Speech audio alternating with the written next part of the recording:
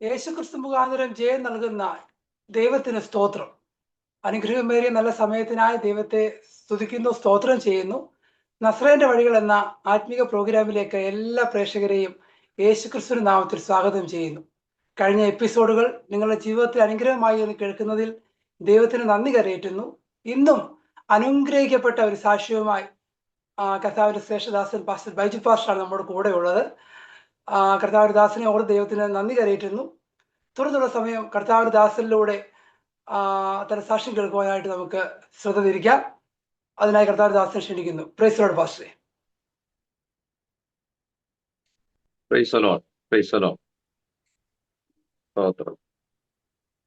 നസ്രായന്റെ വഴികൾ എന്ന ഈ ആത്മീയ പ്രോഗ്രാമിലേക്ക് എല്ലാവരെയും ഹാർദവമായിട്ട് സ്വാഗതം ചെയ്യുന്നു.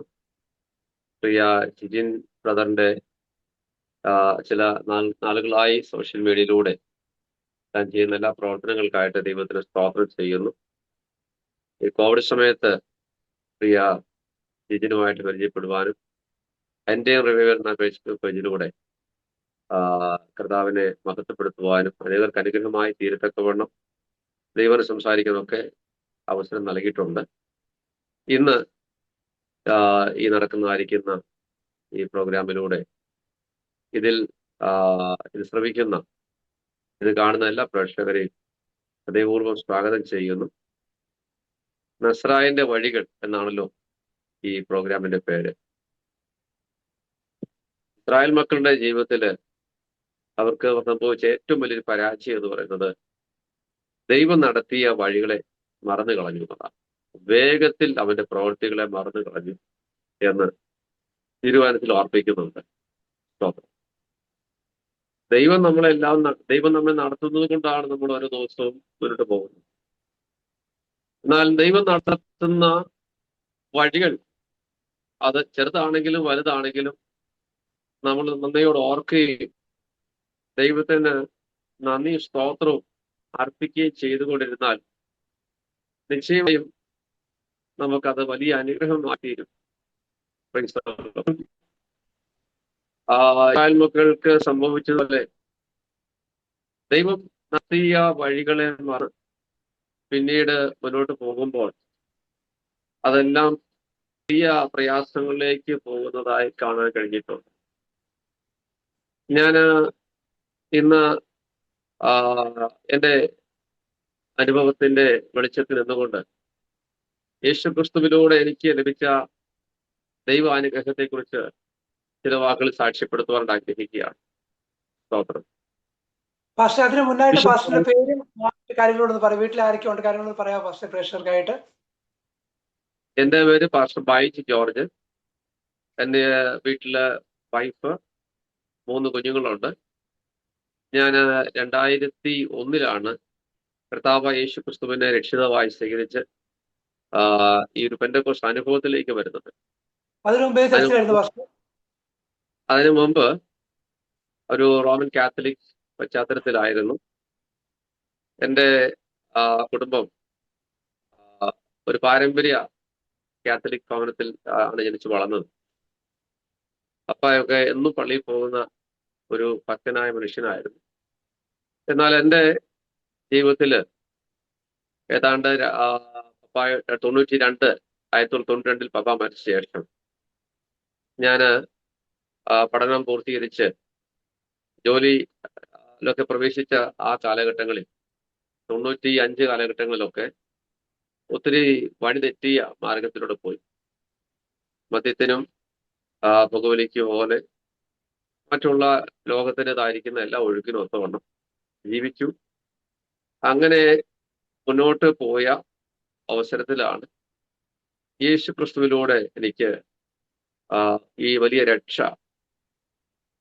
ലഭിക്കുന്നതും എൻ്റെ ജീവിതത്തെ മാറ്റുകയും ചെയ്യുന്നത്. അപ്പൊ ഞാൻ അതിലേക്ക് വരാം. ദൈവവചനത്തില് നമുക്ക് ഒത്തിരി അത്ഭുതങ്ങൾ കാണാൻ കഴിയും. ലോകത്തില് 7 മഹാത്ഭുതം ഉണ്ടെന്നാണല്ലോ നമുക്ക് പറയുന്നത്. എന്ന് പറഞ്ഞാൽ ദൈവവചനത്തിൽ യേശു ചെയ്ത ഒത്തിരി അത്ഭുതങ്ങൾ, ദൈവം ചെയ്ത ഒത്തിരി പ്രവർത്തികൾ കാണാം. കൂടുതൽ കാഴ്ച കൊടുത്തത്, മനുഷ്യരെ ഓർപ്പിച്ചത്, രോഗികൾ സൗഖ്യം കൊടുത്തത്, മുടന്തനെ നടത്തിയത്, അങ്ങനെ ഒത്തിരി ഒത്തിരി കാര്യം. ഇതിൽ ഏതാണ് ഏറ്റവും വലുത്?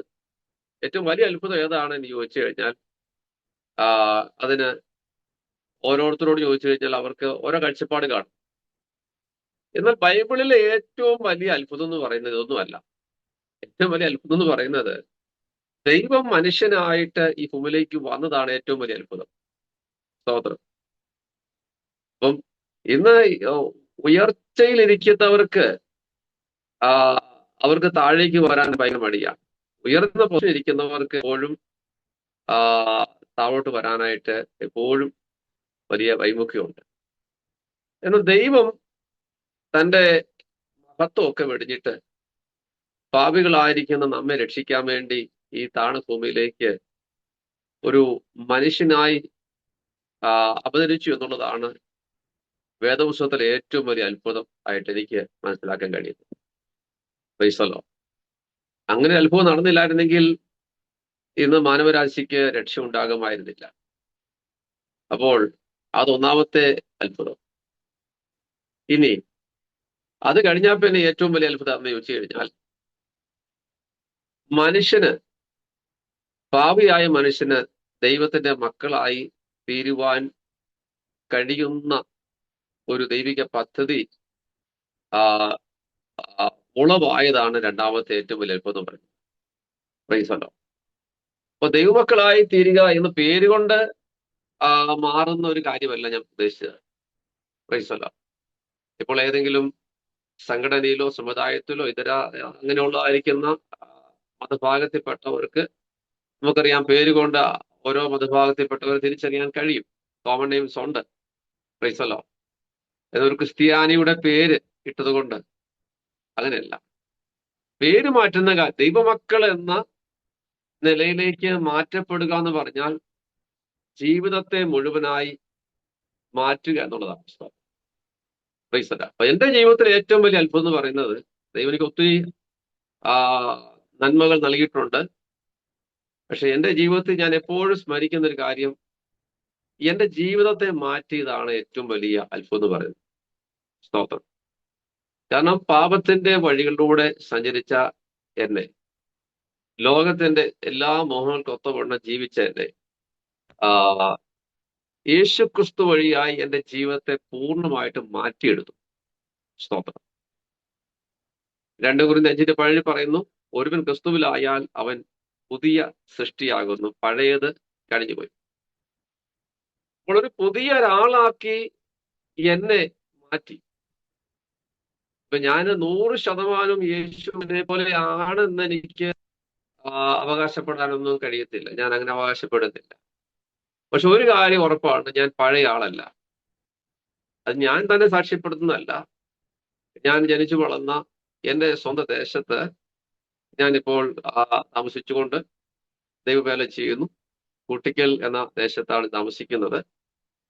അതിനടുത്ത് ഉള്ള മുണ്ടക്കയത്ത് IPC ശാലോം പുത്തഞ്ചത ചർച്ചിന്റെ ശുശ്രൂഷകനായിട്ട് ഇരിക്കുന്നു. അപ്പോൾ ഞാൻ ജനിച്ചു വളർന്ന ദേശത്ത് എന്നെ അറിയാവുന്ന എൻ്റെ ബാല്യവും എൻ്റെ പിതാക്കന്മാരെ എൻ്റെ പേരൻസിനും ഒക്കെ അറിയാവുന്ന ധാരാളം ആളുകളുണ്ട്. അപ്പോൾ അവരുടെ മുമ്പിൽ എനിക്കൊരു മാറ്റം, വ്യത്യാസമുണ്ട് എന്ന് അവർക്ക് മനസ്സിലാക്കാൻ കഴിയത്തക്കവണ്ണം ദൈവം എൻ്റെ ജീവിതത്തിൽ ചെയ്തു. അതാണ് എന്നെ സംബന്ധിച്ച് ഏറ്റവും വലിയ അത്ഭുതം എന്ന് പറയുന്ന സ്തോത്രം. ഞാന് ഒരു പാട്ടുണ്ടല്ലോ, ആ പാട്ടിലെ 2 വരികൾക്കകത്ത് എൻ്റെ സാറ്റ് ഉൾക്കൊള്ളിക്കാൻ പറ്റും. അതില് ഇങ്ങനെയാണ്: ചേറ്റിലല്ലയോ കിടന്നതോർത്തു നോക്കിയാൽ നാറ്റമല്ലയോ വമിച്ചതെൻ ജീവിതം, മാറ്റിയല്ലോ എൻ ജീവിതത്തെ മാറ്റമില്ലാത്ത നിന്റെ കൃപയാൽ, മാറ്റിയല്ലോ എൻ ജീവിതത്തെ മാറ്റമില്ലാത്ത നിന്റെ കൃപയാൽ. സ്തോത്രം. ഇതാണ് ദൈവത്തിന്റെ കൃപയാൽ ജീവിതത്തെ മാറ്റി. സ്തോത്രം. Price the Lord. ഇപ്പൊ ഞാൻ കഴിഞ്ഞ നാളുകളിൽ എങ്ങനെയൊക്കെ നടന്നു എന്ന് ഇപ്പോൾ ഞാൻ ഇവിടെ ഒത്തിരി വിശദീകരിക്കേണ്ട ആഗ്രഹിക്കുന്നില്ല. കാരണം അതിനെക്കുറിച്ച് ഓർക്കുന്നത് തന്നെ ലജ്ജിക്കുന്ന കാര്യമാണ്. Price the Lord. അപ്പോൾ അങ്ങനെ ജീവിച്ച എനിക്ക് ആ എപ്പോഴും ആ ചെയിൻ സ്മോക്കിംഗ് ആയിട്ട് എപ്പോഴും മദ്യപിച്ച് ആ ആ, ലോകത്തിന്റെ എല്ലാ വഴിക്കും ഒത്തവണ്ണം നീങ്ങി. Price the Lord. അങ്ങനെയൊക്കെ ജീവിച്ചു. അതൊന്നും ഒരു സമാധാനം നൽകിയില്ല. എല്ലാ ആഘോഷവേളകളൊക്കെ ഈ കുട്ടിക്കിലെ ടൗണിലെ ആ രാത്രിയിലൊക്കെ ആ കടത്തണിലൊക്കെ ആയിരിക്കും കിടക്കുന്നത്. അങ്ങനെയൊക്കെ കിടന്നും ഒക്കെ ജീവിച്ച എന്റെ ജീവിതത്തെ എന്റെ യേശു മാറ്റിയെടുത്തു. അങ്ങനെ മാറ്റിയില്ലായിരുന്നെങ്കിൽ ഇന്ന് ഞാൻ ലോകത്തിൽ കാണുകയില്ലായിരുന്നു. അപ്പോൾ ഞാൻ ഈ എന്റെ സാക്ഷ്യത്തിന്റെ ഈ പ്രാരംഭ ഭാഗം പറയുമ്പോൾ ഇത് കേൾക്കുന്ന പ്രിയമുള്ളവരാരെങ്കിലും ജീവിതത്തിൽ ഒരു മാറ്റത്തിനു വേണ്ടി ആഗ്രഹിച്ചിട്ട് അവർക്ക് അതിന് കഴിയുന്നില്ല എന്ന് ചിന്തിക്കുന്നുണ്ടെങ്കിൽ, എന്നെ കൊണ്ട് പറ്റിയല്ല എന്ന് ചിന്തിക്കുന്നുണ്ടെങ്കിൽ, പ്രിയമുള്ളവരെ, ഒരിക്കലും അങ്ങനെ പറയരുത്. യേശുവിന് നിങ്ങളുടെ ജീവിതത്തെ മാറ്റാൻ കഴിയും. Price the Lord. എത്ര അഡിക്ഷൻ ആണെങ്കിലും, എത്ര ഏതെല്ലാം വിധത്തിലുള്ള പാപത്തിന്റെ അഡിക്ഷനെങ്കിലും അതിനെല്ലാം ഒരു മോചനം നിശ്ചയമായിട്ടും കർത്താവ് യേശുവിലൂടെ നമുക്ക് പ്രാപിക്കാനായിട്ട് കഴിയും. അതിന്റെ ഒന്നാമത്തെ തെളിവാണ് ഞാൻ എന്ന് പറയുന്ന സ്തോത്രം. Price the Lord. അപ്പൊ നമുക്ക് ജീവിതത്തിൽ ഒരു ഉയർച്ച ഉണ്ടാകണമെങ്കിൽ, ജീവിതത്തിൽ ആ നില യേശു ക്രിസ്തുവിലൂടെ ഒരു അനുഗ്രഹം ഉണ്ടാകണമെങ്കിൽ, ഒന്നാമത് നമ്മൾ പ്രാപിക്കേണ്ടത് പാപത്തിന്റെ ക്ഷമയാണ്. Price the Lord. അങ്ങനെ ഒരു അനുഭവത്തിലൂടെയാണ് കർത്താവ് എന്നെ കൊണ്ടുവന്നത്. ഞാൻ പറഞ്ഞല്ലോ, ഒരു കാത്തലിക് ഭവനത്തിൽ ജനിച്ചു വളർന്നു. അപ്പോൾ ഞാൻ ഈ ദൈവ വഴിയിലേക്ക് നീങ്ങിയപ്പോൾ കർത്താവ് യേശുവിന്റെ കൽപ്പനയാകുന്ന സ്നാനം അനുസരിച്ച് ആ നിലയിൽ കൊണ്ട് നീങ്ങിയപ്പോൾ ഞാൻ ഉൾപ്പെട്ടു നിന്ന ഭവനത്തിൽ നിന്ന്, ഞാൻ ഉൾപ്പെടുന്ന സമുദായത്തിൽ നിന്ന് ഒത്തിരി എതിർപ്പുകളുണ്ടായി. പള്ളിയിലെ അച്ഛനൊക്കെ വന്ന് വീട്ടിൽ വന്നു തിരിച്ചു വരണം, മടങ്ങി വരണം എന്നൊക്കെ ഉള്ളായിരിക്കുന്ന നിർദ്ദേശങ്ങളെ പറഞ്ഞു. ഞാൻ അവരെ കുറ്റമൊന്നും പറയുന്നില്ല. പക്ഷേ ഒരു കാര്യം എനിക്ക് മനസ്സിലായി. ഞാൻ ലോകത്തിന്റെ വഴിയിലൂടെ നടന്നപ്പോൾ അവർക്ക് ആർക്കും ഉപദേശിക്കാനായിട്ട്, അല്ലെങ്കിൽ അവരാരും കരം പിടിച്ചിട്ട് ഈ പോകുന്ന വഴി തെറ്റാണെന്ന് പറയാൻ ആരും വന്നില്ല. Price the Lord. അല്ല, അങ്ങനെ ഉപദേശിക്കുന്നവരുണ്ടായിരിക്കാം, പക്ഷെ എന്റെ ജീവിതത്തിൽ അങ്ങനെ ആരും കണ്ടില്ല. പക്ഷെ ഞാൻ ദൈവവചനപ്രകാരം ജീവിക്കാൻ തുടങ്ങിയപ്പോൾ നീ പോകുന്ന വഴി ശരിയല്ല, നീ സഭയിലേക്ക് മടങ്ങി വരണം എന്നൊക്കെ ഉള്ളതായിരിക്കുന്ന വാക്കുകളൊക്കെ പറഞ്ഞു. അപ്പൊ എനിക്ക് മനസ്സിലായൊരു കാര്യം പറയാം. ഈ ആളുകൾ നോക്കുന്നത് അവരുടെ സംഘടനയ്ക്കകത്തും അവിടെ മതത്തിലൊക്കെ ആളുകളെ ഒതുക്കി നിർത്തുക എന്നതിനപ്പുറത്തോട്ട് അവൻ എന്തെങ്കിലും ഒരു അനുഗ്രഹം ഉണ്ടാകണം, നന്മ ഉണ്ടാകണം എന്ന് ചിന്തിക്കുന്നവരില്ല. അവർ കുറവാണ്. നമുക്കറിയാം, യോഹന്നാന്റെ സുവിശേഷം 5-ാം അധ്യായം വായിക്കുമ്പോൾ 38 വർഷം ബേഥേസ കുളക്കരയിൽ കിടന്ന ഒരു മനുഷ്യനെ കുറിച്ച് നമുക്ക് അവിടെ കാണാം. ആ കുളക്കരയിൽ കിടക്കുന്നതിന്റെ ഉദ്ദേശം, ഒരു ദൂതൻ വന്ന് ആ കുളം കലക്കും. ആ കുളം കലങ്ങുന്ന സമയത്ത് ആ കുളത്തിൽ ആദ്യം ആരിറങ്ങുന്നുവോ അവൻ ഏത് രോഗിയാണെങ്കിലും അവന് സൗഖ്യം ലഭിക്കും. ഒത്തിരി ധാരാളം രോഗികൾ അവിടെ കിടപ്പുണ്ട്. ഒരു മെഡിക്കൽ കോളേജ് പോലെ അവിടെ കിടക്കുകയാണ്. പക്ഷെ എല്ലാവർക്കും അവസരമില്ല. ആദ്യം ഇറങ്ങുന്ന ആൾക്ക് അവസരമുള്ളൂ. അപ്പോൾ ഈ മനുഷ്യൻ 38 വർഷമായിട്ട് അവിടെ കിടക്കുന്നു. അദ്ദേഹത്തിന് ഇതുവരെയും സൗഖ്യം പ്രാപിപ്പാൻ കഴിഞ്ഞില്ല. കാരണം അദ്ദേഹം അവിടെ ചെല്ലുമ്പോഴത്തേക്കും കാല് രണ്ടും തളർന്ന മനുഷ്യനാണ്. അപ്പോൾ തനിക്ക് സ്വയമായിട്ട് ആ കുളത്തിൽ ഇറങ്ങാൻ കഴിയത്തില്ല. ആരുടെ സഹായം വേണം. അപ്പോൾ അങ്ങനെ ആരുടെയും സഹായമൊക്കെ തേടിപ്പിടിച്ച് എത്തി വരുമ്പോഴത്തേക്കും മുൻപായിട്ട് ആരെങ്കിലും ഇറങ്ങും. അപ്പോൾ അങ്ങനെ കിടക്കുന്ന ഒരാളുടെ അടുക്കിലേക്ക് യേശു ആ വഴി വന്നപ്പോൾ യേശു അയാളെ കണ്ടിട്ട് ചോദിക്കുകയാണ്, നിനക്ക് സൗഖ്യമാകാൻ മനസ്സുണ്ടോ? നീ എത്ര കാലം ഇവിടെ കിടക്കുന്നു? Price the Lord. അപ്പോൾ യേശു ആ മനുഷ്യനെ നോക്കിയിട്ട് പറഞ്ഞു, നിനക്ക് സൗഖ്യം മനസ്സുണ്ടോ? അവൻ പറഞ്ഞു, എന്നെ സഹായിക്കാനായിട്ട് ആരുമില്ല. യേശു ചോദിച്ചത് എന്നെ സഹായിക്കാൻ ആളുണ്ടോ എന്നുള്ളതല്ല, നിനക്ക് സൗഖ്യ മനസ്സുണ്ടോ? ഉടനെ തന്നെ അവനെ കരം പിടിച്ച് എഴുന്നേൽപ്പിച്ചു. നിന്റെ കിടക്കി എടുത്ത് വീട്ടിൽ പൊക്കോളാൻ പറഞ്ഞു. 38 കൊല്ലം അവനവിടെ കിടന്നു. കർത്താവ് യേശു അവനെ എഴുന്നേൽപ്പിച്ചു. കിടക്കിയെടുത്ത് നടന്നുപോയി. പക്ഷെ സംഭവം അതല്ല. ഇവനെ കിടക്കിയെടുത്ത് നടന്നു പോകുമ്പോൾ ഒത്തിരി ആളുകൾ വന്ന്, മതഭ്രാന്തന്മാരായിരിക്കുന്ന ആളുകൾ വന്ന്, ആ വാക്ക് പറയുന്നത് ഉപയോഗിക്കുന്ന തെറ്റില്ല, മതഭ്രാന്തന്മാരായിരിക്കുന്ന ആൾ വന്നിട്ട് ചോദിക്കുകയാണ്, ഇന്ന് ശാബത്താണ്, കിടക്കിയെടുത്ത് നടക്കുന്നത് വിഹിതമല്ല, ശരിയല്ല. അവർ നിയമങ്ങളുമായിട്ട് വന്ന് ഈ മനുഷ്യനെ എതിർക്കുകയാണ്. അപ്പോൾ 38 കൊല്ലം ആ തളർന്നു കിടന്ന ഒരു മനുഷ്യൻ സൗഖ്യത്തോടെ എഴുന്നേറ്റ് നടക്കുമ്പോൾ ദൈവത്തിന് നന്ദിയും സ്തോത്രം അർപ്പിക്കുന്നതിന് പകരം നിയമങ്ങളുടെ നൂലാമാലകൾ പറഞ്ഞ് അവിടെയും കുറ്റം കണ്ടുപിടിക്കാനായി നിൽക്കുമ്പോൾ ആളുകൾ എന്താണ് താല്പര്യപ്പെടുന്നത്? അവർക്ക് അവിടെ സംഘടനയ്ക്കകത്തും അവരുടെ മതത്തിന്റെ അകത്തും ഒക്കെ ആളുകളെ ഒതുക്കി നിർത്തുക. പൈസല്ലോ. അപ്പോൾ ക്രിസ്ത്യാനിറ്റി എന്ന് പറയുന്നത് ഒരു മതമല്ല. അപ്പോൾ ഞാൻ ഇത് പറയുമ്പോൾ ആരെങ്കിലും ഒക്കെ തിരിച്ചു ചിന്തിക്കാൻ സാധ്യതയുണ്ട്, മതത്തെ കുറ്റപ്പെടുത്തിയെന്നോ അല്ലെങ്കിൽ ഒക്കെ ചിന്തിക്കുക. അതുകൊണ്ടാണ് ഞാൻ പറയുന്നത്, ക്രിസ്ത്യാനിറ്റി ഒരിക്കലും മതമല്ല. യേശു ക്രിസ്തു ഒരു മതവും സ്ഥാപിച്ചിട്ട് വരില്ല.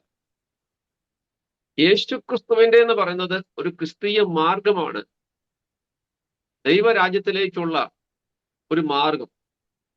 ആ മാർഗത്തിലൂടെ സഞ്ചരിക്കുന്നവർ അവരുടെ ജീവിതത്തിൽ യേശു ക്രിസ്തുവിലൂടെ, കർത്താവ് കാണിച്ചു കൊടുത്ത വഴിയിലൂടെ സഞ്ചരിക്കുമ്പോൾ അവർക്ക് അനുഗ്രഹങ്ങൾ ഉണ്ടാകും, അവർക്ക് പ്രത്യേകമായിരിക്കുന്ന അനുഭവങ്ങൾ ഉണ്ടാകും. ആ മാർഗത്തിൽ ജീവിക്കുന്നവർക്ക് സന്തോഷവും സമാധാനം ഉണ്ടാകും. അതിന്റെ നിയമങ്ങൾ അനുസരിച്ച് അവർ ജീവിക്കും. സ്തോത്രം. അപ്പം എത്ര വർഷം അവിടെ കിടന്ന മനുഷ്യൻ നോക്കിയിട്ടും ആളുകൾ അവനെ കുറ്റപ്പെടുത്താനാണ് നോക്കുന്നത്. ഇതിനുമായ മറ്റു സംഭവം ഉണ്ട് ബൈബിളിൽ നമുക്ക് കാണാം. പിറവിയിലെ കുടനായിരിക്കുന്ന മനുഷ്യൻ യേശുവിനെ സൗഖ്യമാക്കി. യേശുവിനെ സൗഖ്യമാക്കിയപ്പോൾ അപ്പോൾ അവിടെയും ആളുകൾ അവനെ നോക്കിയിട്ട് ആ സൗഖ്യം കൊടുത്ത കർത്താവിനെ മഹത്വപ്പെടുന്നതിന് പകരം അവിടെയും കുറ്റം കണ്ടുപിടിക്കാനാണ് നോക്കുന്നത്.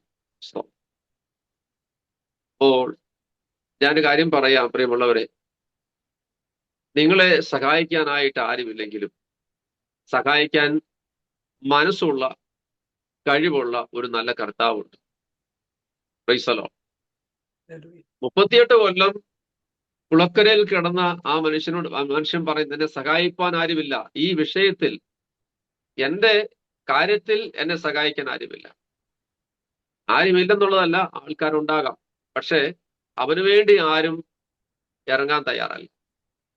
Price the Lord. അതുകൊണ്ടാണ് യേശു അവന്റെ അടുക്കൽ വന്നത്. ഇന്ന് ആരെങ്കിലും എന്നെ കേൾക്കുന്നവർ ഉണ്ടെങ്കിൽ, പ്രൈസ് ദി ലോർഡ്, നിങ്ങളെ സഹായിക്കാനായിട്ട് മനസ്സുള്ള ഒരു കർത്താവുണ്ട്, യേശുവുണ്ട്. Praise the Lord. ചിലരൊക്കെ ഇങ്ങനെ പറയുന്നത് കേട്ടിട്ടുണ്ട്, അവരെന്നെ സഹായിച്ചില്ല, എൻ്റെ സഹോദരങ്ങൾ അവർ നല്ല നിലയിലാണ്, അവര് എന്നെ സഹായിച്ചില്ല എന്നൊക്കെ പരാതികളൊക്കെ പറയും. Price the Lord. ഞാനത് യോജിക്കുന്നില്ല. കർത്താവ് നിങ്ങളെ സഹായിപ്പാനായിട്ടുണ്ട്. സ്തോത്രം. മനുഷ്യന്റെ മുഖത്തോട്ട് നോക്കരുത്. ആമേൻ. കർത്താവിലേക്ക് വന്നാൽ കർത്താവ് നിങ്ങളെ സഹായിക്കും, നിങ്ങളെ കരുതും. സ്തോത്രം. ആ നിലയിലൊക്കെ ദൈവം എന്നെ അത്ഭുതമായിട്ട് നടത്തിയിട്ടുണ്ട്. അനുഭവത്തിൽ നിന്നാണ് പറയുന്നത്. ആമേൻ. അപ്പോൾ അങ്ങനെ ജീവിതത്തെ കർത്താവ് മാറ്റി. അങ്ങനെ മാറ്റിയപ്പോൾ അങ്ങനെയുള്ള ഒറ്റപ്പെടലുകളും സമുദായത്തിനുള്ള എതിർപ്പുകളൊക്കെ ഉണ്ടായി. ഞാൻ കൂടുതലും പാഴ്സനേജിലും മറ്റു ദിയാസന്മാരുടെ കൂടെയും ബൈബിൾ കോളേജിലൊക്കെയാണ് താമസിച്ച് ഞാൻ ജീവിച്ചത്. സ്തോത്രം.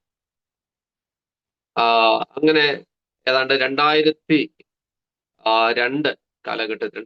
കാലഘട്ടത്തിൽ 2001 വിശ്വാസ അനുഭവത്തിൽ വന്നു. 2002 ദൈവത്തിന്റെ വിളി തിരിച്ചറിഞ്ഞ് ദൈവവചനം പഠിക്കുവാനായിട്ട് കടന്നുപോയി.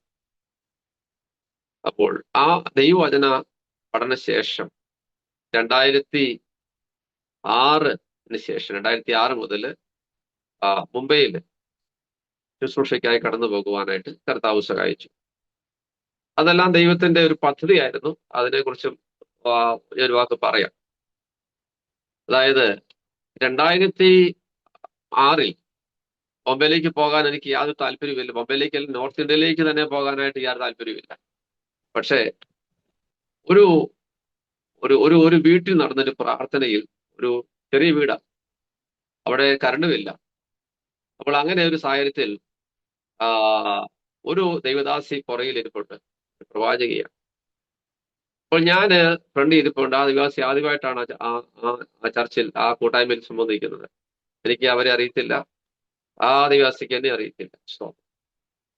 അപ്പൊ ഞാൻ മുൻപിലിരിക്കുന്ന എന്നോട് ഞാൻ പ്രാർത്ഥിക്കുമ്പോൾ ആലോചന പറഞ്ഞു, അല്ലോ ദൈവദാസനെ, നിന്നെ ഞാൻ വടക്കേ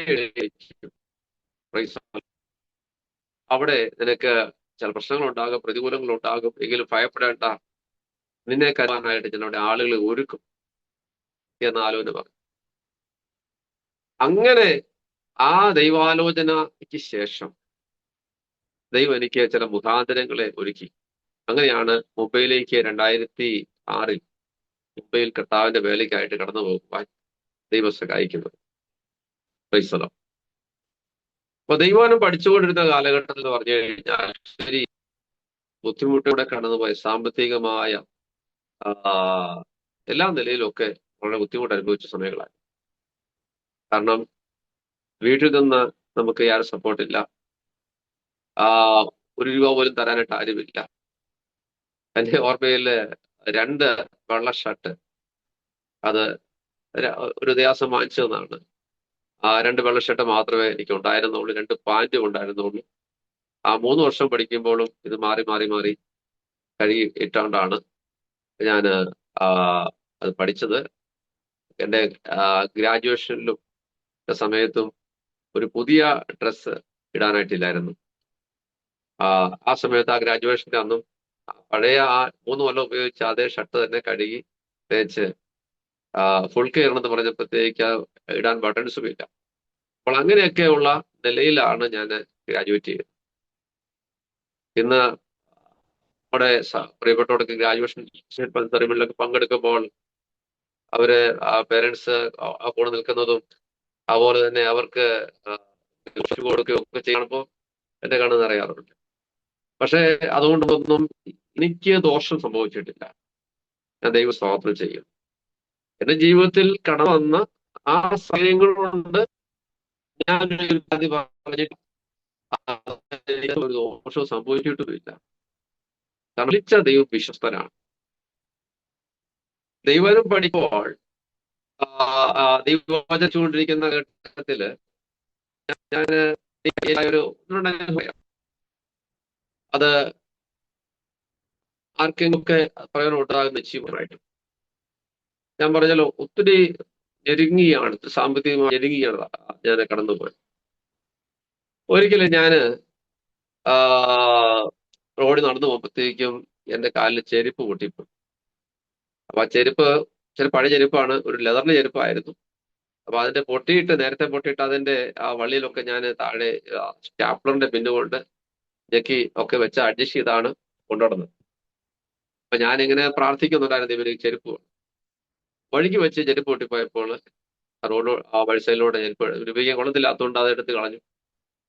അപ്പൊ ഞാൻ റോഡിൽ നിന്ന് ഇങ്ങനെ പ്രാർത്ഥിച്ചു, കർത്താവേ, ഈ ഒരു വ്യാഴാഴ്ച ദിവസമാണ് ഇത് സംഭവിക്കുന്നത്, ഞാൻ ഓർക്കാൻ കാരണമുണ്ട്. അപ്പോൾ അതിന്റെ തലേ ഞായറാഴ്ച ഞാൻ ചർച്ചിൽ അവിടുത്തെ ചർച്ചിൽ ഒരു ചെറിയ പ്രബോധനം പറഞ്ഞു. ആ പ്രബോധനം പറഞ്ഞപ്പോൾ ഇങ്ങനെയാ പറഞ്ഞത്, നിന്റെ തലയിൽ മുടിനാരെ എണ്ണപ്പെട്ടിരിക്കുന്നു. നിന്റെ തലയിലെ ഓരോ മുടിനാൾ എണ്ണപ്പെട്ടിരിക്കുന്നു, സ്വർഗസ്ഥനായ പിതാവ് അറിയാതെ അതിലൊന്നും താഴെ പോകത്തില്ല. അപ്പൊ ഞാൻ പറഞ്ഞു, ഈ മക്കളെ, നമ്മുടെ തലയിലെ ഒരു മുടിനാൾ താഴെ പോകണമെങ്കിൽ കർത്താവ് അറിയണമെങ്കിൽ നമ്മളെ സംബന്ധിക്കുന്ന എല്ലാ കാര്യങ്ങൾക്കും കർത്താവിന് ഉത്തരവാദിത്വമുണ്ട് എന്ന് പറഞ്ഞ് നാം ധൈര്യപ്പെടുത്തുക. പക്ഷേ എന്റെ ചെരുപ്പ് പൊട്ടിപ്പോയപ്പോൾ ഞാൻ ഈ വചനം ഓർത്തു. ഞാൻ ആ റോഡിൽ നിന്ന് കർത്താവിന്, കർത്താവേ, എന്റെ തലയിലെ മുടിനാര് പൊഴിയുന്നത് പോലും നീ അറിയുന്നു. അങ്ങനെയാണെങ്കിൽ എന്റെ ചെരുപ്പ് പൊട്ടിപ്പോയ കാര്യം നിനക്കറിയാം. ഇന്ന് രാത്രിക്ക് മുമ്പ് എനിക്ക് ഈ കാര്യത്തിൽ ഒരു തീരുമാനം ഉണ്ടാക്കി തരണം, അല്ലെങ്കിൽ നിന്റെ വചനം എനിക്ക് അവിശ്വസിക്കേണ്ടി വരും. അപ്പോൾ ഞാൻ അങ്ങനെ അങ്ങ് പറഞ്ഞു പോയി. സ്തോത്രം. അങ്ങനെ മുന്നോട്ട് കടന്നുപോയി. അന്ന് പകല് ബൈബിൾ കോളേജിൽ ഉണ്ടായിരുന്ന ഒരു സഹോദരൻ ഒരു പഴയ ചെരുപ്പിട്ടുകൊണ്ട് നടന്നു. അന്ന് വൈകുന്നേരം ഒരു ഒരു ഭവനത്തിൽ പ്രാർത്ഥന നടക്കുകയാണ്. Price the Lord. ആ പ്രാർത്ഥനയിൽ സംബന്ധിച്ചു. ദൈവദാസനെ ഇല്ലാഞ്ഞത് കൊണ്ട് എന്നോട് പ്രസംഗിക്കാൻ പറഞ്ഞു. പ്രസംഗിച്ചു. അന്ന് വരെ എനിക്ക് ആരും ഒരു രൂപ പോലും തന്നിട്ടില്ല, ഒരു കൂട്ടായ്മയിൽ പോയി പങ്കെടുത്തു കഴിഞ്ഞാൽ. പക്ഷെ ആ മീറ്റിംഗ് എല്ലാം കഴിഞ്ഞ് അവിടെ ചായ എല്ലാം കുടിച്ച് ഫ്രഷായിട്ട് പുറത്തോട്ടിറങ്ങി. Praise the Lord. പുറത്തോട്ടിറങ്ങി ഞാൻ ഇങ്ങനെ പുറത്തോട്ടിറങ്ങി ഈ പഴയ ചെരുപ്പ് ഇടുന്ന കണ്ടപ്പോൾ ആ കൂട്ടായ്മയെ സംബന്ധിച്ച ഒരു അച്ചായന്, ഒരു കുഞ്ഞുമോൻ എന്ന് പേരുള്ള ഇരിക്കുന്ന ഒരു അച്ചായൻ, അദ്ദേഹം എന്റെ അടുക്ക് എന്നെ വിളിച്ചിട്ട് പറഞ്ഞു, ഒരു 50 രൂപ പോക്കറ്റ് ഇട്ടിട്ട് പറഞ്ഞു, പുതിയ ചെരുപ്പ് വാങ്ങിച്ചിട്ടാം. സ്തോത്രം. അദ്ദേഹത്തോട് ഞാൻ പറഞ്ഞിട്ടില്ല, എന്റെ ആവശ്യം ഒരു മനുഷ്യനോട് പറഞ്ഞിട്ടില്ല. പക്ഷേ ഞാൻ ഈ പകൽ ഇങ്ങനെ പ്രാർത്ഥിച്ച കാര്യം എല്ലാം മറന്നുപോയി. Price the Lord. പക്ഷേ കർത്താവ് മറന്നില്ല. വൈകിട്ട് ഇന്ന് രാത്രിക്ക് മുമ്പായിട്ട് എനിക്ക് ഈ കാര്യം തീരുമാനം ഉണ്ടാക്കണം എന്ന് കർത്താവോട് പറഞ്ഞ കാര്യം ഞാൻ മറന്നെങ്കിലും കർത്താവ് മറന്നില്ല. Praise the Lord. അപ്പോൾ നമുക്ക് സാധാരണ വീട്ടിൽ പ്രാർത്ഥനയ്ക്ക് പോകുമ്പം അവിടെ സൂക്ഷിക്കുക, ഗ്യാസന്മാർക്ക് പൈസ കൊടുക്കുക, അത് അങ്ങനെയല്ല. ഇത് അങ്ങനെ ഒരു സംഭവം ചരിത്രം ഉണ്ടായിട്ടില്ല. ആ വീട്ടുകാരുമല്ല തന്ന പൈസ തന്നത്. ആ കൂട്ടായ്മയെ സംബന്ധിച്ച ഒരു അച്ചായന് എന്റെ പോക്കറ്റ് എനിക്ക് പൈസ ഇട്ട് തരാണ്. 50 രൂപയ്ക്ക് ഒരു ജോഡി റബ്ബർ ചെരുപ്പ് കിട്ടും. സ്തോത്രം. അപ്പോ നമ്മൾ മറന്നു പോയെങ്കിലും ദൈവം മറന്നു കളഞ്ഞില്ലെന്ന്. സ്തോത്രം.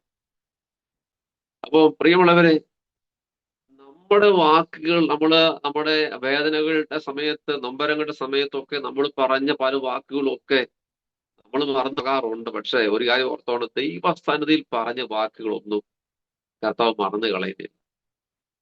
ദൈവസന്നിധിയിൽ നമ്മൾ പറഞ്ഞ വാക്കുകളൊന്നും മറന്നു പോകത്തില്ല. നിശ്ചയമായിട്ടും മറന്നു പോകത്തില്ല. ദൈവത്തിന് സ്തോത്രം. അപ്പം ഇങ്ങനെ പറയുമ്പോൾ ഓർക്കണം, പ്രാർത്ഥനയ്ക്ക് ദൈവത്തിന് മറുപടി നൽകുമ്പോൾ എപ്പോഴും അങ്ങനെ സംഭവിക്കണം നിർബന്ധമില്ല. മറിച്ചും അനുഭവങ്ങൾ ഉണ്ടാകാം. Price the Lord. അപ്പൊ നമുക്ക് ലഭിക്കുമ്പോൾ ദൈവത്തിന് നന്ദിയും, ലഭിക്കാതിരിക്കുമ്പോൾ വെറുക്കും. അങ്ങനെയല്ല. ലഭിച്ചാലും ലഭിച്ചില്ലെങ്കിലും ദൈവത്തിന് സ്തോത്രം പറയണം. അപ്പൊ നമ്മൾ എപ്പോഴും നന്ദിയുള്ളവരായിരിക്കണം. എങ്കിലേ നമുക്ക് ദൈവിക അനുഗ്രഹത്തിലേക്ക് പ്രവേശിക്കാൻ കഴിയത്തുള്ളൂ. മറ്റൊരു അവസരത്തില് ഈ ബൈബിളുകളിൽ പഠിക്കുമ്പോൾ തന്നെ ഞാൻ മുക്കട എന്ന സ്ഥലത്ത്, എരുമേലിക്ക് അടുത്തൊരു സ്ഥലമാണ് മുക്കട എന്ന സ്ഥലത്ത് ഒരു മീറ്റിങ്ങിനായി കടന്നുപോയി, ഉപവാസ പ്രാർത്ഥനയ്ക്ക്. അവിടെ ഞാൻ ബൈബിളുകളിൽ പഠിക്കുന്ന സ്റ്റുഡന്റ് ആയതുകൊണ്ട് തന്നെ നമുക്ക് അവസരമൊക്കെ തരും. പക്ഷേ സാമ്പത്തിക കൂട്ടായ്മ ആര് തരത്തില്ല. അപ്പോൾ അവിടെ ഒരു ചർച്ചിൽ പോയി ശുശ്രൂഷിച്ചു, പ്രസംഗിച്ചു. അപ്പൊ എന്തെങ്കിലും അങ്ങോട്ട് പോകാനായിട്ട് കഷ്ടിച്ച് 10 രൂപ വണ്ടിക്കൂലുണ്ട്.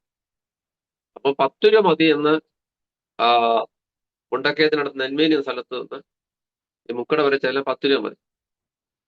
അപ്പൊ ഞാന് ഈ 10 രൂപ 1 രൂപയുടെയും 2 രൂപയുടെയും കോയിനുള്ള ആ കോയിൻ മാത്രമാണ്. ആ കോയിൻ എല്ലാം കൂടെ പെറുക്കി വെച്ച് കൂട്ടി എത്തിക്കൊണ്ട് അപ്പൊ അങ്ങനെ പോകാൻ തീരുമാനിച്ചു പോയി. എനിക്ക് 2 രൂപയ്ക്ക് ഉള്ള ആ യാത്രാ ദൂരം ഒരു ലിഫ്റ്റ് കിട്ടി. മുണ്ടക്കയം വരെ ഫ്രീ ആയിട്ട് പോകാം. അതുകൊണ്ട് 2 രൂപ ലാഭം കിട്ടി. പോയിട്ട് 8 രൂപ ചെലവായി. 2 രൂപ കയ്യിലുണ്ട്. മീറ്റിംഗ് എല്ലാം കഴിഞ്ഞ് അവിടുന്ന് ഭക്ഷണം തന്നു. ഭക്ഷണം കഴിച്ചിട്ട് തിരിച്ചു പോരാൻ എൻ്റെ വണ്ടിക്കൂലി കാശില്ല. ഞാൻ പ്രാർത്ഥിച്ചു, കർത്താവേ വഴി തുറന്നു തരണം. ചോദിക്കാനായിട്ട് എൻ്റെ മനസ്സ് അനുവദിച്ചില്ല. അങ്ങനെ ആരോട് ചോദിക്കത്തില്ല. ഞാൻ ആ മുക്കടയിൽ നടക്കാൻ തുടങ്ങി. നടന്ന് എരുമേലി വന്നു. 7 കിലോമീറ്റർ. എരുമേലിയിൽ നിന്ന് പിന്നെയും നടക്കാൻ തുടങ്ങി. അപ്പൊ ശബരിമല സീസൺ ആയതുകൊണ്ട് ഒരു ഭാഗത്ത് അയ്യപ്പന്മാരിങ്ങനെ ശരണം വിളിച്ചു പോകുന്നു. ഞാൻ മറ്റേ സൈഡിൽ കൂടെ എൻ്റെ തോൾബാഗും ട്രാക്റ്റുമായിട്ട് ഞാൻ സ്തോത്രം പറഞ്ഞു നടന്നു. Price the Lord. 2 രൂപ ഉള്ളതുകൊണ്ട് ആ 2 രൂപയ്ക്ക് ഉപ്പിട്ട് ഒരു നാരങ്ങാവെള്ളം വാങ്ങിച്ചു കുടിച്ചു. അതിന്റെ എനർജി കൊണ്ട് നടന്നു. അങ്ങനെ മുണ്ടക്കയം വരെ 18 കിലോമീറ്റർ നടക്കേണ്ടി വന്നു. സ്റ്റോപ്പ്. അപ്പൊ ഞാൻ പറഞ്ഞത്, ഞാൻ പ്രതീക്ഷിച്ചു ദൈവം എനിക്ക് ഒന്നെങ്കിൽ പണം തരും, അല്ല ആരെങ്കിലും എന്നെ വണ്ടി കയറ്റിക്കൊണ്ട് പോകും. അപ്പൊ നമ്മളിതെല്ലാം പ്രതീക്ഷിച്ച് ആ വിശ്വാസം നടക്കുന്നത്. പക്ഷെ ഒന്നും സംഭവിച്ചില്ല. ഈ നടപ്പ് മാത്രം വെച്ചു. അപ്പോൾ അങ്ങനെ നടന്ന് കണ്ണിമല എന്ന സ്ഥലത്ത് വന്നപ്പോഴത്തേക്കും വിശ്രമിക്കാനായിട്ട് ഞാൻ ഒരു വെയിറ്റ് ഷെഡ് അത് കയറിയിരിക്കുക. അപ്പം എന്റെ ജപിക്കകത്ത് ഇങ്ങനെ പിശാച് പറഞ്ഞു, ഞാൻ വ്യക്തമായിട്ട് കേൾക്കുക, എടാ നിനക്ക് വണ്ടിക്കൂലിക്ക് 10 രൂപ തരാൻ കഴിവില്ലാത്ത ദൈവത്തെ നീ എന്തിനാ സേവിക്കുന്നു? നീ തള്ളി പറയാൻ പറഞ്ഞു. വ്യക്തമായിട്ട് ഞാൻ കേട്ടു ചെവിക്കകത്ത് പറയുന്നു. പൈസ. അപ്പം ദൈവാത്മാവ് എന്നെ ബലപ്പെടുത്തി. ഞാൻ പിശാട് പറഞ്ഞു, പിശാചെ, ഭൂലോകത്തേക്കാൾ വിലയുള്ള ആത്മാവിനെ ദൈവം എനിക്ക് നൽകി, നിത്യജീവൻ നൽകി. അങ്ങനെയാണെങ്കിൽ 18 കിലോമീറ്റർ അല്ല, ഇനി 28 നടക്കേണ്ടി വന്നാലും ഞാൻ കർത്താവിന് തള്ളി പറയുന്നു. അങ്ങനെ ആ ധൈര്യത്തോടെ നടന്ന് പൈസല മുന്നോട്ട് പോയി. അപ്പൊ ഞാൻ പറഞ്ഞ സാരം, ഒരു ഭാഗത്ത് പ്രാർത്ഥിച്ച്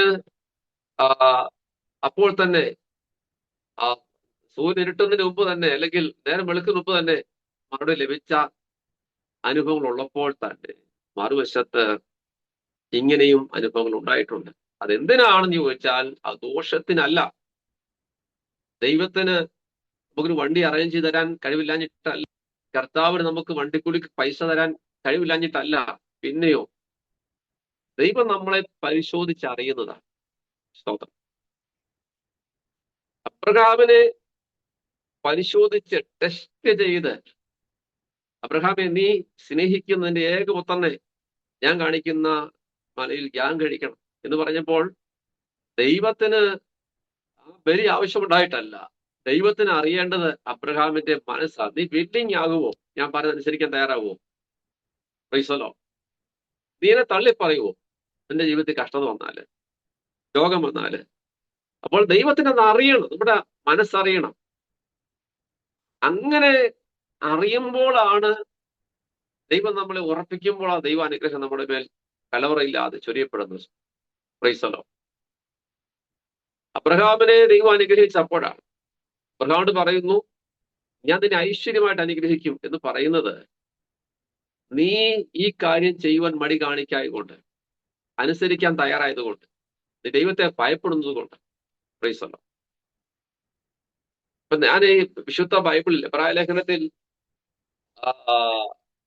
11-ാം അധ്യായത്തിലേക്ക് വരുമ്പോൾ സ്തോത്രം ഒത്തിരി സാക്ഷ്യങ്ങൾ കാണാം. 11-ാം അധ്യായം വിശ്വാസ വീരന്മാരെ കുറിച്ചുള്ള അവരുടെ ചരിത്രമാണ് രേഖപ്പെടുത്തിയിരിക്കുന്നത്.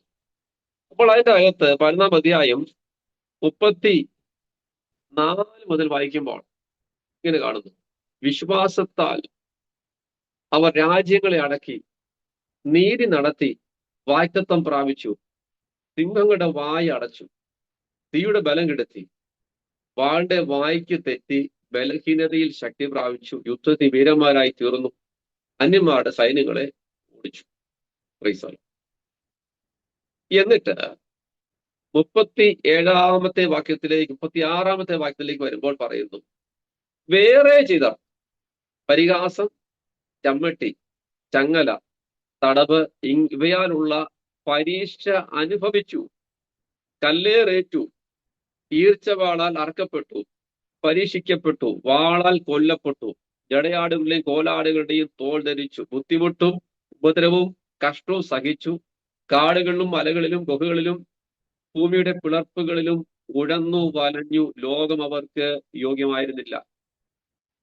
ഇതിൽ ആരാണ് മിടുക്കന്മാര്? പ്രൈസലോ. 11-ാം അധ്യായത്തിൽ വിശ്വാസ വീരന്മാർ എന്നാ പറയുന്നത്, വിശ്വാസ വീരന്മാർ. അപ്പോൾ ഒരു കൂട്ടരെ കുറിച്ച് പറയുന്നു, വിശ്വാസത്താൽ രാജ്യങ്ങളെ അടക്കി, നീതി നടത്തി, തീയുടെ ബലം കെടുത്തി, വാളുടെ വായ്ത്തലക്കെത്തി, യുദ്ധത്തിൽ വീരന്മാരായി തീർന്നു, അന്യന്മാരുടെ സൈന്യങ്ങളെ ഓടിച്ചു വിട്ടു, മരിച്ചവരെ തിരിച്ചു കിട്ടി. പ്രൈസലോ. അവരാണോ വീരന്മാർ? അതോ വേറെ ചിലർ വിശ്വാസത്താൽ അവര് കല്ലേറേറ്റു, പരിഹാസവും ചമ്മട്ടിയും ചങ്ങലയും തടവും ഇതൊക്കെ അനുഭവിച്ചു? എന്തുകൊണ്ട്?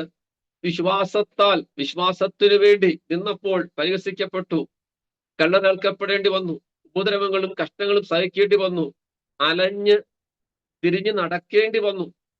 ഇതിൽ ആരാ മിടുക്കന്മാര്? സ്തോത്രം. അപ്പൊ നമ്മൾ പറയും, അതെ, രാജ്യങ്ങളെ കീഴടക്കുകയും യുദ്ധത്തിൽ വീരന്മാരായി തീർന്നു. അവർ മിടുക്കന്മാരല്ലെന്നല്ല, മിടുക്കന്മാരാ, അവർ വീരന്മാരാണ്. പക്ഷേ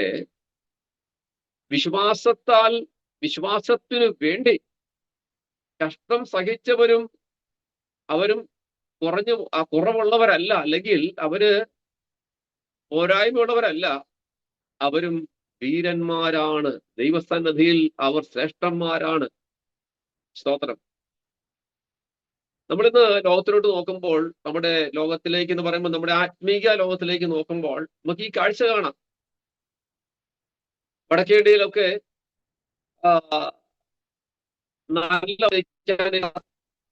നല്ല ആഹാരമില്ലാതെ, അത് തന്നെ മക്കൾക്ക് നല്ല വിദ്യാഭ്യാസമൊക്കെ സ്കൂളിൽ ചേർക്കാൻ നിവൃത്തിയില്ലാതെ വളരെ പരിമിതമായിരിക്കുന്ന സാഹചര്യത്തിൽ കഴിയുന്ന ധാരാളം ദൈവദാസന്മാര്. അവരാരും കൊള്ളത്തില്ലാത്തവരായിട്ടല്ല, അവര് പ്രാർത്ഥിക്കാത്തവരായിട്ടല്ല, അവർക്ക് വിശ്വാസമില്ലാത്തവരായിട്ടുമല്ല. പക്ഷേ അവർ ആ കഷ്ടതയിലൂടെ കടന്നു പോവുകയാണ്. സ്തോത്രം. വളരെ പരിമിതമായിരിക്കുന്ന സാഹചര്യത്തിലൂടെ, ഞാൻ വടക്കേണ്ടിലൊക്കെ പ്രവർത്തിച്ചിട്ട് എനിക്കറിയാം, അവിടുത്തെ സാഹചര്യങ്ങൾ അറിയാം. അപ്പോൾ അങ്ങനെ ഉള്ള സാഹചര്യത്തിൽ കടന്നു പോകുന്ന ഒരു കൂട്ടം ആളുകൾ, ദൈവദാസന്മാർ, അവര് ദൈവമക്കളുടെ മക്കളാകട്ടോ. ദൈവദാസന്മാർ മാത്രമല്ല, ദൈവത്തിന്റെ മക്കളും ഉണ്ട്, വിശ്വാസികളായിരിക്കുന്നവരുണ്ട്. എന്നാൽ മറ്റു വശങ്ങൾ നല്ല കോട്ട് ഇട്ട്, നല്ല ടൈ ഒക്കെ ധരിച്ച്, നല്ല സെറ്റപ്പിൽ, നല്ല മുന്തിയ വാഹനത്തിൽ യാത്ര ചെയ്ത്, നല്ല ഡ്രസ്സ് ധരിച്ച് നടക്കുന്ന ദൈവദാസന്മാരുണ്ട്. അങ്ങനെ നടക്കുന്നത് മോശമാണ് എന്ന് ഞാൻ പറയുന്നില്ല. നല്ല വസ്ത്രം ധരിക്കേണ്ടാന്നു, കോട്ടിലുണ്ടാവുന്നു, കേട്ടോ, കുഴപ്പമൊന്നുമില്ല. പക്ഷെ ഇവരിൽ കോട്ടിടുന്നവര് മറ്റുള്ളവരെ നോക്കി പറയരുത്, പ്രൈസല്ലോ, നിങ്ങൾ കൊള്ളത്തില്ലാത്ത ആൾക്കാരാണ്, ഗ്രേഡ് താന്നവരാണെന്ന് പറയരുത്. പ്രൈസല്ലോ, അത്രേ ഉള്ളൂ. അപ്പൊ മറ്റവർ, ഒരു കൂട്ടരും എടുക്കലും മറ്റവര് മിടുക്കന്മാരല്ലാതെ ആയി പോകുന്നില്ല. അപ്പൊ ദൈവം അവർക്ക് കഷ്ടം സഹിക്കുവാൻ കൃപ കൊടുത്തത് കൊണ്ടാണ് അവർ അങ്ങനെ കടന്നു പോകുന്നത്.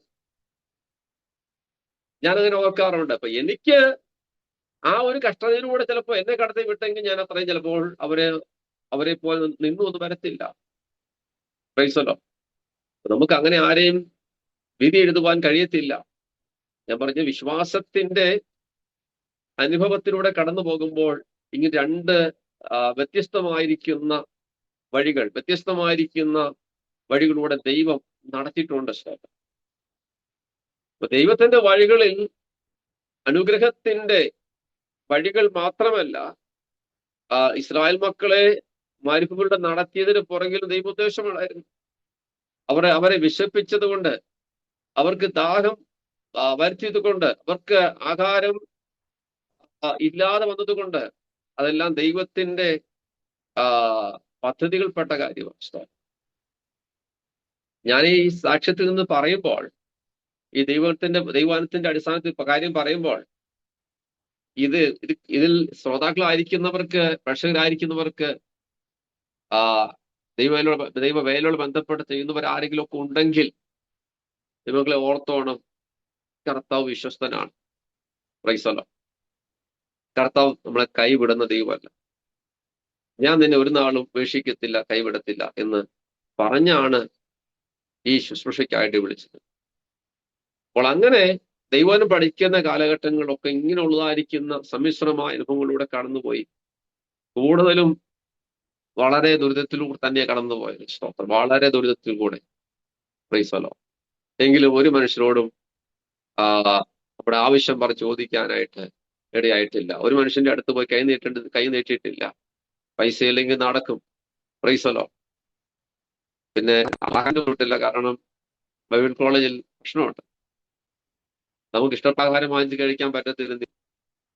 എന്നാൽ പഠനശേഷം വീണ്ടും ഒത്തിരി ബുദ്ധിമുട്ട് കടന്നു പോയി. ഒരു 2 രൂപ കൊടുത്താൽ ചായ കിട്ടുന്ന ആ കാലഘട്ടത്തിൽ ഒരു ചായ കുട്ടിയാൽ കൊള്ളാം. പല വീടുകൾ കയറി ഇറങ്ങി ഇങ്ങനെ ടാക്സി കൊടുത്ത് പോകുമ്പോൾ ഒരു ചായ കിട്ടിയാൽ കൊള്ളാം. അത് കുടിക്കണം എന്ന് ആഗ്രഹമുണ്ട്. പക്ഷെ പൈസ ഇല്ലാത്തതുകൊണ്ട് വാങ്ങിച്ച് കുടിക്കാൻ നിർത്തിയില്ല. ചിലപ്പോഴൊക്കെ ആഗ്രഹിക്കുമ്പോൾ ഒരു ചായ കിട്ടിയാൽ കൊള്ളാമെന്ന് ആഗ്രഹിച്ച് വീടുകളിൽ കയറിയിട്ടുണ്ടെങ്കിലും ആരും തന്നിട്ടില്ല. പക്ഷെ അതൊന്നും പരാതി പറഞ്ഞിട്ടില്ല. കാരണം ദൈവം അറിയാതെ ഒന്നും സംഭവിക്കുക, ദൈവം അത് നടത്തുന്നതാണ്. അപ്പോൾ അങ്ങനെയെല്ലാം നടത്തപ്പെട്ടത് കൊണ്ട് ആ ഇന്ന് എനിക്കറിയാം എന്റെ യേശു ആരാണ്. അപ്പോൾ അങ്ങനെ ഒരു കാലഘട്ടത്തിന് ശേഷമാണ് വടക്കേണ്ടിയിലേക്ക് 2006 ശുശ്രൂഷയ്ക്കായിട്ട് കടന്നു പോകുന്നത്. അവിടെ ആ അന്ധേരി എന്നതായിരിക്കുന്ന ഒരു സ്ഥലത്ത്, അവിടെ സഭയായിട്ട് ഉള്ള കൂട്ടായ്മയില്ല. പ്രൈസലോ അവിടെ ആ ഒരു പുതിയ പ്രവർത്തനമാണ്. അപ്പൊ ഞാൻ ആദ്യം എനിക്ക് ഭാഷ അറിയത്തില്ല, ഹിന്ദി അറിയത്തില്ല. പിന്നെ മുംബൈ IPC മുംബൈ വെസ്റ്റ് ഡിസ്ട്രിക്റ്റിന്റെ ഭാഗമായിട്ട് വെസ്റ്റേൺ സബർ ലൈൻ വഴിയുള്ള ആ ഏരിയസ് ആണ്. അപ്പോൾ അന്ധേരി വലിയ ഒരു തിരക്കുള്ള പട്ടണമാണ്. അപ്പോൾ അവിടെ എനിക്ക് സാമ്പത്തികമായിട്ട് കിട്ടിക്കൊണ്ടിരുന്നത് 3600 രൂപ ഒരു മാസം നമുക്ക് ലഭിക്കും. അത് 3000 രൂപ അമേരിക്കയിലുള്ളതായിരിക്കുന്ന IPA എന്നൊരു ചർച്ച് സ്പോൺസർ ചെയ്യുന്നു. അതിന്റെ ടൈത്ത് 300 രൂപ അത് കട്ട് ചെയ്തിട്ട് 2700 രൂപ തരും. സെൻട്രൽ നിന്നും 1000 രൂപ സപ്പോർട്ട്, അതിന് ടൈത്ത് 100 രൂപ കട്ട് ചെയ്തിട്ട് 900 രൂപ. അങ്ങനെ 2700 പ്ലസ് 900 3600. അപ്പൊ ഞാൻ താമസിക്കുന്ന റൂമിന് 3200 രൂപ വാടകയാണ്. റൂമിന് വലിയ റൂമല്ല, ഒരു കുഞ്ഞു മുറിയാ. മൊബൈൽ ചാൽ എന്ന് പറയും, ചാലിന്റെ മുകളിലുള്ളായിരിക്കുന്ന ഒരു മുറി. ഭയങ്കര ചൂടുമാണ്. പിന്നെ കറണ്ട് ബില്ല് വേറെ വരും. ചുരുക്കി പറഞ്ഞാൽ ഭക്ഷണം കഴിക്കണമെന്നുണ്ടെങ്കിൽ വേറെ നമ്മൾ എവിടെയെങ്കിലും കണ്ടെത്തണം. അന്ന് എൻ്റെ കൂടെ താമസിക്കാനായിട്ടൊരു സഹോദരൻ ഉണ്ടായിരുന്നു, ബിച്ചു എന്നുള്ള ഒരു സഹോദരൻ ഉണ്ടായിരുന്നു. അദ്ദേഹത്തിന്റെ കൂടെ താമസിച്ച് വാടക ഷെയർ ചെയ്ത് അങ്ങനെ അദ്ദേഹം എനിക്കൊരു സഹായമായിരുന്നു. സ്തോത്രം. പല നിലകളിൽ സഹായിച്ചു. അപ്പോൾ അങ്ങനെ പട്ടിണി ഒന്നും കൂടാതെ ഒക്കെ അങ്ങനെ ജീവിച്ചു അവിടെ. അപ്പോൾ അങ്ങനെ വളരെ പരിമിതമായിരിക്കുന്ന സാഹചര്യത്തിലൂടെ കഴിഞ്ഞുപോയി. അവിടെ പ്രവർത്തിച്ചു. ആദ്യകാലങ്ങളിലൊക്കെ ഒത്തിരി സഹോദരിമാര്, മൊബൈൽ നഴ്സിംഗ് ആയിട്ട് വന്നിരിക്കുന്ന സഹോദരിമാരൊക്കെ അവിടെ ചർച്ച വരും. ചർച്ചല്ല, ഒരു ഒരു ഒരു ക്ലാസ് റൂമാണ്. ക്ലാസ് റൂമിലാണ് ആരാ നടക്കുന്നത്. പല ദിവസങ്ങളിലും ഞായറാഴ്ച ചെന്ന് മേശയും ബെഞ്ചും ഡെസ്കും ഞാൻ വിശ്വാസത്താൽ ഓരോ മേശ തൊട്ട് പ്രാർത്ഥിക്കും. അങ്ങനെ ഒത്തിരി നിരാശ തോന്നിയിട്ടുണ്ട്. പക്ഷേ ശിശുവിടെ വരാൻ തുടങ്ങി. അന്ന് ഞാൻ വിവാഹം കഴിഞ്ഞിട്ടില്ല, ഞാൻ ബാച്ചിലറാണ്. ബാച്ചിലേഴ്സ് ആയിരിക്കുന്ന സഹോദരിമാർ ഒത്തിരി പേരവിടെ വരുമായിരുന്നു. അവരൊക്കെ സഹോദരിമാരായി തന്നെ കണ്ട് അവരും എനിക്ക് ഒത്തിരി സപ്പോർട്ട് ഒക്കെ ചെയ്തിട്ടുണ്ട്. ഇന്നും അവരെ പ്രിയപ്പെട്ടവരും പരമസ്ഥരായിട്ട് ഇന്ത്യയിലും ഇന്ത്യക്ക് പുറത്തും ഒക്കെ അവർ താമസിക്കുന്നുണ്ട്. പലരും ഇന്നും ആ സ്നേഹവും കോണ്ടാക്റ്റും ഒക്കെ ഉണ്ട്. ദൈവം അനുഗ്രഹിക്കട്ടെ. അപ്പോൾ അങ്ങനെ ആ നിലയിലാണ് മൊബൈല് കടന്നുപോയത്. പിന്നെ മറക്കാൻ കഴിയത്തില്ലാത്ത കാര്യം എന്ന് പറഞ്ഞത്, മൊബൈൽ ആ ദൈവദാസി ആരോട് പറഞ്ഞു, നാട്ടിൽ വെച്ച് പറഞ്ഞു, നിനക്ക് അവിടെ കരുതുവാനായിട്ട് ആളുണ്ടാകും, നിനക്ക് അവിടെ അമ്മമാരുണ്ടാകും, നിനക്ക് അവിടെ പിതാക്കന്മാരുണ്ടാകും, സഹോദരങ്ങളുണ്ടാകും. ഈ ലോകത്തിലെ സഹോദരങ്ങളെക്കാൾ ഉപരിയായി ദൈവം എനിക്ക് അവിടെ ഒത്തിരി ആൾക്കാരെ കരുതി. അനേക ദൈവമക്കള് ഇന്നും എന്നെ സ്നേഹിക്കുന്ന അനേക ദൈവമക്കൾ അവിടെ ഉണ്ട്, ബോംബെയിലുണ്ട്. ഏറ്റവും കൂടുതൽ ദൈവത്തിന്റെ കരുതൽ എനിക്ക് കാണുവാൻ കഴിഞ്ഞ ഒരു സ്ഥലം കൂടിയാണ് മുംബൈ.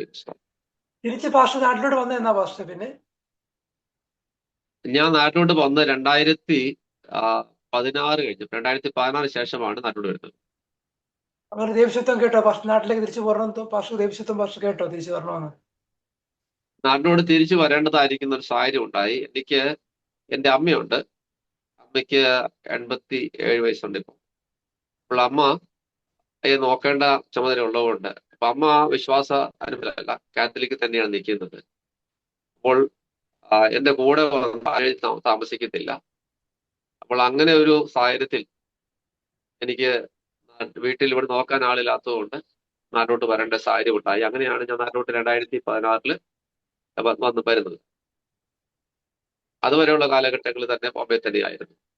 നാട്ടിൽ വരാനായിട്ട് മനസ്സുണ്ടായിട്ട് വന്നതല്ല, ആ ഒരു സാഹചര്യത്തിൽ വരുവാണ് ചെയ്തത്. Price the Lord. അപ്പോൾ ഇന്ന് അമ്മ കൂടെ ഉണ്ട്, ഇപ്പോഴും അമ്മ കൂടെ ഉണ്ട്. വലിയ ആരോഗ്യ പ്രശ്നങ്ങൾ എന്ന് പറഞ്ഞാലും 87 വയസ്സുള്ളതുകൊണ്ട് ആ പ്രായത്തിന്റെ ബുദ്ധിമുട്ടുണ്ട്. അപ്പോൾ കൂടെ ആള് താമസിക്കേണ്ടതായിട്ടുണ്ട്. അപ്പോൾ അങ്ങനെ ഒരു കാര്യം ഉള്ളതുകൊണ്ടാണ് ഇപ്പോൾ നമ്മൾ നാട്ടിൽ നിന്നുകൊണ്ട് ശുശ്രൂഷ ചെയ്യുന്നത്. ബോംബെയില് വെസ്റ്റേൺ ഡൈൽ, ധാനു റോഡ്, പാൽഗർ, നലസോപ്പാറ, വിരാർ, പസായി, മലാട്, അങ്ങനെ ഉള്ളതായിരിക്കുന്ന ധാരാളം സ്ഥലങ്ങളിൽ അവിടെ കടന്നു പോകാനും ഒക്കെ ഇടയായി തീർന്നിട്ടുണ്ട്. കർത്താവിന് വേണ്ടി പ്രവർത്തിപ്പാനൊക്കെ ഇടയായി തീർന്നിട്ടുണ്ട്. അപ്പോൾ അവിടെയൊക്കെ ധാരാളം യുവാക്കള് എന്നെ കരുതി, എന്നെ സ്നേഹിച്ചു. 2007 എന്റെ വിവാഹം. 2006 ഞാൻ ഒറ്റയ്ക്ക് ബോംബെയിലോട്ട് കടന്നുപോയി. 2007 ഒക്ടോബർ ആയപ്പോഴത്തേക്കും ഒരു ജീവിത പങ്കാളിയെ കർത്താവ് ഒരുക്കി. മേഴ്സി അനുഗ്രഹിക്കപ്പെട്ട ഒരു കുടുംബത്തെ ദൈവം നൽകി. പിന്നെ ഞങ്ങള് ആണ് അവിടെ ബോംബെയിൽ സാറിന്റെ വേല ചെയ്തു. വലിയൊരു ശുശ്രൂഷയോളം അത് വിജയം എന്ന് പറയുന്നത്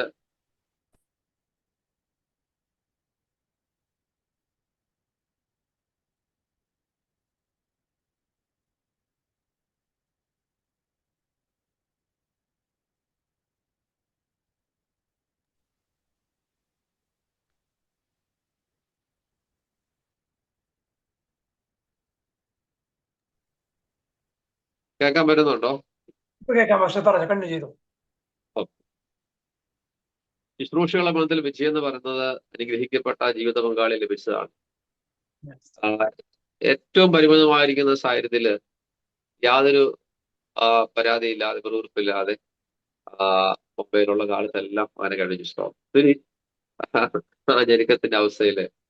അപ്പൊ പുള്ളിക്കാരത്തി ആദ്യത്തെ വർഷം പ്രഗ്നന്റ് ആയിരുന്നപ്പോൾ ഞങ്ങൾക്ക്, ഞാൻ പറഞ്ഞ ഒരു കൊച്ചു മുറിയാ, അതും രണ്ടാം നില എന്ന് പറഞ്ഞാൽ ഒരു ചാലിന് മുകളിൽ. അപ്പൊ അവിടെ ഒരു കട്ടിലിടാണ് സ്ഥലമില്ല, കട്ടിലില്ല, ഞങ്ങൾക്ക് ഫ്രിഡ്ജില്ല, ഞങ്ങൾക്ക് ആ കൂടി കുറച്ച് അത്യാവശ്യം കുറച്ച് പാത്രങ്ങളുണ്ട്, ഒരു ബെഡുണ്ട് ചുരുട്ടി വെക്കാന്ന്, പിന്നെ 2-3 കസേര, ഇത്രയൊക്കെ ഉള്ളൂ ഞങ്ങൾക്ക് ഞങ്ങളുടെ സമ്പാദ്യം വരുന്നത്. അപ്പം അതിൻ്റെ അകത്ത്, ഉള്ളതിൻ്റെ അകത്ത് ഞങ്ങൾ സന്തോഷത്തോടെ കഴിഞ്ഞു. ആ കൊച്ചുമുറിക്കകത്ത് കൂട്ടായ്മകൾ നടത്തിയിട്ടുണ്ട്. കൂട്ടായ്മ ഞാൻ ഒരു മുറിക്കകത്ത് പരമാവധി ഒരു 10-15 പേരെയൊക്കെ നമുക്ക് അക്കോമഡേറ്റ് ചെയ്ത് ഇരുത്താൻ പറ്റും. 15 പേരെ കഷ്ടിച്ച് കസേരയിൽ പായിട്ടൊക്കെ ഇരുതാം. അപ്പൊ അതിൻ്റെ അകത്ത് ആ തിങ്ങി പാർക്കുന്ന ചാലിൻ്റെ അകത്ത് ഞങ്ങള് എല്ലാ സൺഡേയിലും ഈവനിങ്ങില് മീറ്റിംഗ് വെക്കും. കാരണം മറ്റ് പള്ളിയിൽ പോകുന്നവരൊക്കെ ഈവനിങ് മീറ്റിങ്ങിന് വരും. ആ കൊച്ചുമുറിക്കകത്ത് ഭൂതാത്മാക്കൾ പുറത്തായിട്ടുണ്ട്. ഭൂതാത്മാക്കൾ ആ മുറിക്കകത്ത് ഇളകി അവിടെ, അത് ദൈവത്തിന്റെ കൃപയാൽ അവിടെ പ്രശ്നമൊന്നും ഉണ്ടായിട്ടില്ല.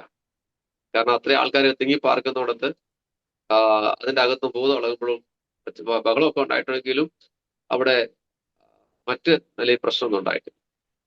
അപ്പോൾ അങ്ങനെ ഒത്തിരി ദൈവത്തിന്റെ പ്രവൃത്തിയൊക്കെ അവിടെ കാണാനായിട്ട് കഴിഞ്ഞു. ശുശ്രൂഷയുടെ വിജയം ഒരു നല്ല കുടുംബത്തെ ലഭിക്കുക എന്നുള്ളതാണ്. അങ്ങനെ ബോംബെ വെച്ച് ഞങ്ങൾക്ക് ഒരു കുഞ്ഞുണ്ടായി. 2 കുഞ്ഞുങ്ങള് ബോംബെയിൽ വെച്ച് ഞങ്ങൾക്ക് ദൈവം തന്നു. ഒരു മോളെ നാട്ടിൽ വെച്ച് ദൈവം ഞങ്ങൾക്ക് തന്നു. പ്രൈസ് ഉണ്ടോ. അപ്പോൾ അങ്ങനെയാണ് ആ കുടുംബത്തെ കുറിച്ച് പറയുമ്പോൾ മനസ്സിലാക്കാൻ കഴിയുന്നത്.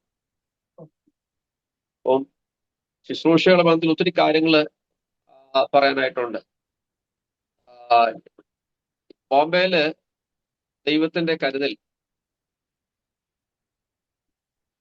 ദൈവം ഒരുക്കിയിട്ടുള്ള ആളുകളിലൂടെ, ഞാൻ ഓർത്തിട്ടുള്ള ആളുകളൊക്കെ ഇങ്ങനെ നമ്മളെ സ്നേഹിക്കാനായിട്ട് എന്താ അതിന്റെ കാരണം? യാതൊരു പരിചയമില്ലാത്ത, രക്തബന്ധമില്ല, അല്ലെങ്കിൽ ആ നിലയിലുള്ളായിരിക്കുന്ന ബന്ധമില്ല, അല്ലെങ്കിൽ അങ്ങനെ യാതൊരു പരിചയമില്ലായിരിക്കുന്ന ആളുകളൊക്കെ ഇത്ര അധികമായിട്ട് നമ്മളെ സ്നേഹിക്കുക, കരുതുക എന്നൊക്കെ പറയുമ്പോൾ അതെല്ലാം ദൈവത്തിന്റെ വലിയൊരു പദ്ധതിയാണ്. ഈ കഴിഞ്ഞ ആ, ജൂൺ മാസത്തിൽ നമ്മുടെ കുഞ്ഞുങ്ങളുടെ സ്കൂൾ ഓപ്പൺ ചെയ്യുന്ന സമയത്ത്, അന്ന് സ്കൂള് തുറക്കുന്ന സമയപ്പോഴത്തേക്കും എൻ്റെ കൈവശം പൈസയൊക്കെ തീർന്നു പോയി. അപ്പൊ ഞാൻ അത്യാവശ്യം പിള്ളേർക്ക് വേണ്ടി അവരുടെ ഡ്രസ്സ് വേണം, അവിടെ ആവശ്യമുണ്ട്, ഒരു 10,000 രൂപയോളം ആവശ്യമുണ്ടായിരുന്നു. അപ്പൊ ഞാന് പ്രാർത്ഥിച്ചു. തലേദിവസം ഞാൻ കുഞ്ഞുങ്ങളോട് പറഞ്ഞു, പ്രാർത്ഥിക്കുക, നമുക്ക് ആവശ്യങ്ങളുണ്ട്. എല്ലാവരും കൂടെ പ്രാർത്ഥിച്ചു. അപ്പൊ പൈസ ഒന്നും കിട്ടാഞ്ഞുകൊണ്ട് ഞാൻ ഞങ്ങളുടെ ചർച്ചിൽ ഒരു ബ്രദറിനെ വിളിച്ചിട്ട് പറഞ്ഞു, എനിക്കൊരു 10,000 അത്യാവശ്യമുണ്ട്, അത് വായ്പയായിട്ട് തരാനായിട്ട് ആവശ്യപ്പെട്ടു. അപ്പൊ അദ്ദേഹം കൈ പൈസ ഇല്ലായിരുന്നാലും വെള്ളിയാഴ്ച പ്രാർത്ഥനയ്ക്ക് വന്ന് ഞാൻ നോക്കാം എന്ന് പറഞ്ഞു. അങ്ങനെ ഫ്രൈഡേ പ്രാർത്ഥനയ്ക്ക് പോകുമ്പോൾ അത് ലഭിക്കുമല്ലോ എന്ന് കരുതി ഞാൻ പ്രാർത്ഥിച്ച് പോകാൻ തുടങ്ങി. പക്ഷെ എൻ്റെ വാട്സപ്പിനകത്ത് എനിക്കൊരു മെസ്സേജ് വന്നു. ബോംബെ ഉള്ളായിരിക്കുന്ന ഒരു ബ്രദർ 10,000 രൂപ എൻ്റെ അക്കൗണ്ടിൽ ഇട്ടിട്ട് പറഞ്ഞു ചെക്ക് ചെയ്യാൻ പറഞ്ഞു. അപ്പൊ ഞാൻ ലോകത്ത് ഒരു മനുഷ്യനോട് പറഞ്ഞിട്ട് എനിക്ക് ഇത്ര പൈസ ആവശ്യമാണെന്നുള്ള കാര്യം ഞാൻ എൻ്റെ ചർച്ചിലെ ആ സഹോദരനല്ലാതെ, ഈ മുണ്ടക്കയത്തെ ചർച്ചിലെ സഹോദരനല്ലാതെ, ഇപ്പൊ ഈ റീസെന്റ് നടന്ന കാര്യമാണ്, മുണ്ടക്കയത്തെ സഭയിലെ സഹോദരനല്ലാതെ വേറെ ആരും പറഞ്ഞിട്ടുമില്ല. പക്ഷേ സ്വർഗം അത് കേട്ടു. സ്തോത്രം. വായ്പ വാങ്ങാൻ നനയ്ക്കുന്ന ആ ദിവസം തന്നെ ബോംബെ ഉള്ളായിരിക്കുന്ന ഒരു ബ്രദർ, ഡാനി എന്ന അച്ഛൻ്റെ പേര്, അദ്ദേഹം കർത്താവ് എന്നോട് പറഞ്ഞിട്ട് താന് ഒരു 10,000 രൂപ അക്കൗണ്ടിൽ വിളിച്ചു. അപ്പൊ ദൈവം എത്ര വിശ്വസ്തനാണ് ഓരോ കാര്യങ്ങൾ. ഞാൻ പറഞ്ഞു, ഒരു ഭാഗത്ത് ചിലപ്പോൾ ലഭിക്കാതെ വന്നാലും അതിന് പരാതി പറയുന്നവരാകരുത്. നമ്മളെപ്പോഴും ദൈവത്തിന് നന്ദിയുള്ളവരായിരുന്നെങ്കിൽ മാത്രമേ നമുക്ക് ദൈവത്തിന്റെ നന്മ ഉണ്ടാകൂ. Price the Lord. പരാതിക്കാരെ ദൈവത്തിന് അനുഗ്രഹിക്കാൻ കഴിയത്തില്ല. ബൈബിളിൽ അത് നമുക്ക് തെളിവുണ്ട്. ഇസ്രായേൽ മക്കൾ പിറുപിറുപ്പുകാരായിരുന്നത് കൊണ്ടാണ് അവർ തള്ളപ്പെട്ടു പോയത്. ആരെല്ലാം പിറുപിറുപ്പുകാരായിട്ടുണ്ട് അവരൊന്നും ഒരു നന്മയും അവരുടെ ജീവിതത്തിൽ ഒരിക്കലും ഉണ്ടാകും. നമ്മളിന്നിപ്പം നമ്മുടെ ചുറ്റുപാടുള്ളവരെ കുറിച്ചോ അല്ലെങ്കിൽ നമ്മുടെ ലോകത്തുള്ള ആൾക്കാരെ കുറിച്ചോ നോക്കിയാൽ മതി, അറിയാം. പിറുപിറുക്കുന്ന ആൾക്കാരെ ഒന്ന് ശ്രദ്ധിച്ചു നോക്കണം. എല്ലാത്തിനും ഈ പരാതി പിറുപിറുപ്പ് പറയുന്ന ആൾക്കാർ, അവരെ നോക്കി അറിയാം അവരൊരിക്കലും അവർക്ക് നന്മ ഉണ്ടാകത്തില്ല.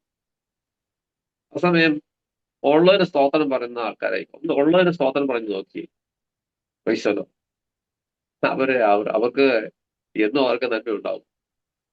ഇല്ലായ്മയിൽ സ്തോത്രം പറയണം. ഞാനിങ്ങനെ പറയാറുണ്ട്, കർത്താവ് യേശു 5 അപ്പവും 2 മീനും വർദ്ധിപ്പിച്ച സംഭവത്തില് ഏതാണ്ട് 15,000-ഓളം അല്ലെങ്കിൽ ഏതാണ്ട് 20,000-ഓളം ആൾക്കാർ മുമ്പിൽ ഇപ്പോണ്ട്. അവർക്ക് ഭക്ഷിപ്പാനായിട്ടൊന്നുമില്ല. അപ്പോൾ ശിഷ്യന്മാര് കൊണ്ടുകൊടുത്ത ആ 5 അപ്പവും 2 മീനും യേശു കൈകളിലെടുത്ത് പ്രാർത്ഥിച്ചു.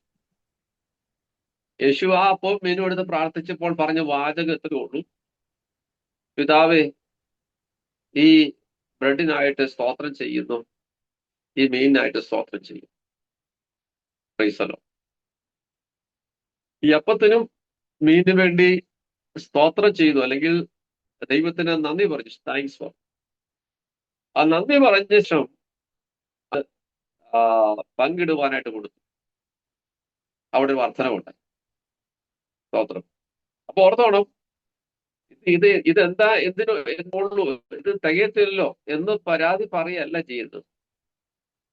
നമ്മളാണെങ്കിൽ ഇതുകൊണ്ട് എന്താകും എന്ന് ഇങ്ങനെ സംശയിച്ച് നിൽക്കും, അല്ലെങ്കിൽ അതിനെ കുറിച്ച് ഒരു പരാതി ആയിരിക്കും പറയുന്നത്. പക്ഷെ കർത്താവോട് പറഞ്ഞത്, കിട്ടിയതിന് സ്തോത്രം, ലഭിച്ചത് ദൈവത്തിന്റെ മുഖത്തേക്ക് നോക്കി, പിതാവേ, ഈ ലഭിച്ചതിനായിട്ട് സ്തോത്രം.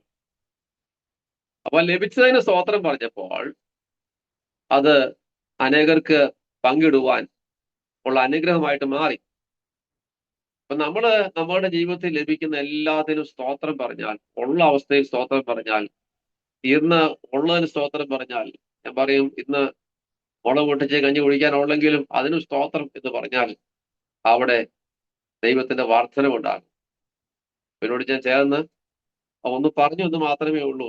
സാക്ഷ്യം പറയുമ്പോഴത്തേക്കും ആ പിറുപിറുപ്പ് ഇല്ലാതെ ഇരിക്കുക, പരാതി ഇല്ലാതിരിക്കുക. അപ്പോൾ അങ്ങനെ ഒക്കെയാണ് ദൈവം ആ നിലയിൽ നടത്തിയത്. ഞാൻ ഒരു കാര്യം കൂടെ പറഞ്ഞ് അവസാനിപ്പിക്കാം എന്ന് കരുതുന്നു. സ്തോത്രം. ഞാൻ ഇപ്പോൾ താമസിക്കുന്നത് കൂട്ടിക്കൽ എന്ന ദേശത്താണ് പറഞ്ഞത്. ഈ കൂട്ടിക്കലെ ഏറ്റവും പഴയ വീടായിരുന്നു ഞങ്ങൾ. ഏതാണ്ട് 100 വർഷം പഴക്കമുള്ള ഒരു പഴയ ഒരു വീടായിരുന്നു.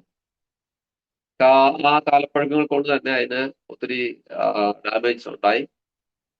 അപ്പോൾ ഞങ്ങൾക്ക് ഈ വീടൊന്ന് പുതുക്കി, ഈ വീട് ഒന്ന് പണിയണം എന്ന് ആഗ്രഹം ഉണ്ടായിരുന്നു. ഞങ്ങൾ നിരന്തരമായിട്ട് പ്രാർത്ഥിക്കുമായിരുന്നു. ഞാനും പ്രാർത്ഥിക്കുമായിരുന്നു. അപ്പോൾ ഞാൻ വിശ്വാസത്താല് ഈ ഒരു വീടിന്റെ പല പ്രാവശ്യം പ്ലാൻ വരച്ചു. ഒരിക്കലും ഞാൻ മുണ്ടക്കത്തുള്ള ഒരു എഞ്ചിനീയറെ കൊണ്ട് പ്ലാൻ വരപ്പിച്ചു. ഞാൻ പണിയാൻ ഉദ്ദേശിക്കുന്ന വീടിന്റെ ഒരു പ്ലാൻ എല്ലാം വരച്ച് അത് പഞ്ചായത്തിൽ കൊടുത്തു. അതിന്റെ പെർമിറ്റ് കൊടുത്തു. അപ്പോൾ എന്റെ പൈസ ഒന്നുമില്ല. ഈ ഇതൊക്കെ ചെയ്യുമ്പോഴും ഏതാണ്ട് 10-40 ലക്ഷം രൂപ ആയോളം വരുന്നതായിരിക്കുന്ന ഒരു പ്രൊജക്റ്റാണ്. പക്ഷെ പൈസ ഒന്നുമില്ല. അത് ഇങ്ങനെ പ്ലാൻ എടുത്ത ശേഷം 2021 പ്ലാൻ എടുക്കും. പ്ലാൻ എടുത്ത ശേഷം എന്നും പ്രാർത്ഥിക്കും. രാവിലെ എന്നും നടക്കാൻ പോകുന്നൊരു പതിവുണ്ട്. അപ്പൊ എന്റെ വൈഫും ഉണ്ട് കൂട്ടത്തില്. ഞങ്ങൾ രണ്ടുപേരും കൂടെ ഒത്തിരി ഏർലി അല്ല, ഒരു 6 മണിക്ക് ശേഷം ഞങ്ങള് വീടിനടുത്ത് തന്നെയുള്ള സ്ഥലത്ത് നടക്കാനായിട്ട് പോകും. നടക്കാൻ പോകുമ്പോഴത്തേക്ക് ഞാൻ എന്നും ഈ വചനം പറഞ്ഞ് പ്രാർത്ഥിക്കും. ദുഷ്ടന്മാരുടെ ആലോചനപ്രകാരം 1-ാം സങ്കീർത്തനത്തിന്റെ അകത്ത് ഇങ്ങനെ വായിക്കുന്നുണ്ട്. ദുഷ്ടന്മാരുടെ ആലോചനപ്രകാരം നടക്കാതെ, പാപികളുടെ വഴി നിൽക്കാതെ, പരിഹാസിയുടെ ഇരിപ്പിടത്തിൽ ഇരിക്കാതെ യഹോവയുടെ ന്യായപ്രമാണം സന്തോഷിച്ച് അവന്റെ ന്യായപ്രമാണത്തെ രാപ്പകൽ ധ്യാനിക്കുന്നവൻ ഭാഗ്യവൻ. അവൻ ആറ്റരികെ നട്ടിരിക്കുന്നതും തക്ക കാലത്ത് ഫലം കായ്ക്കുന്നതും ഇല വാടാത്തതുമായ വൃക്ഷം പോലെ ഇരിക്കും. അവൻ ചെയ്യുന്നതൊക്കെയും സാധിക്കും. പ്രൈസ്. അവൻ ചെയ്യുന്നതൊക്കെയും സാധിക്കും. ആര് ചെയ്യുന്നത്? ദുഷ്ടന്റെ ആലോചനപ്രകാരം നടക്കാതെ, പാവിയുടെ വഴി നിൽക്കാതെ, പരിഹാസത്തിരിക്കാതെ, ദൈവവചനത്തെ ധ്യാനിക്കുകയും പ്രാർത്ഥിക്കുകയും അത് സൂക്ഷിക്കുകയും ചെയ്യുന്നവൻ ചെയ്യുന്നതെല്ലാം സാധിക്കും. Whatever he does his prospers. അവനെല്ലാം അനുഗ്രഹിക്കപ്പെടും, അഭിവൃദ്ധിപ്പെടും എന്നാണ് കുറച്ചുകൂടെ ബെറ്ററായി പരിഭാഷ.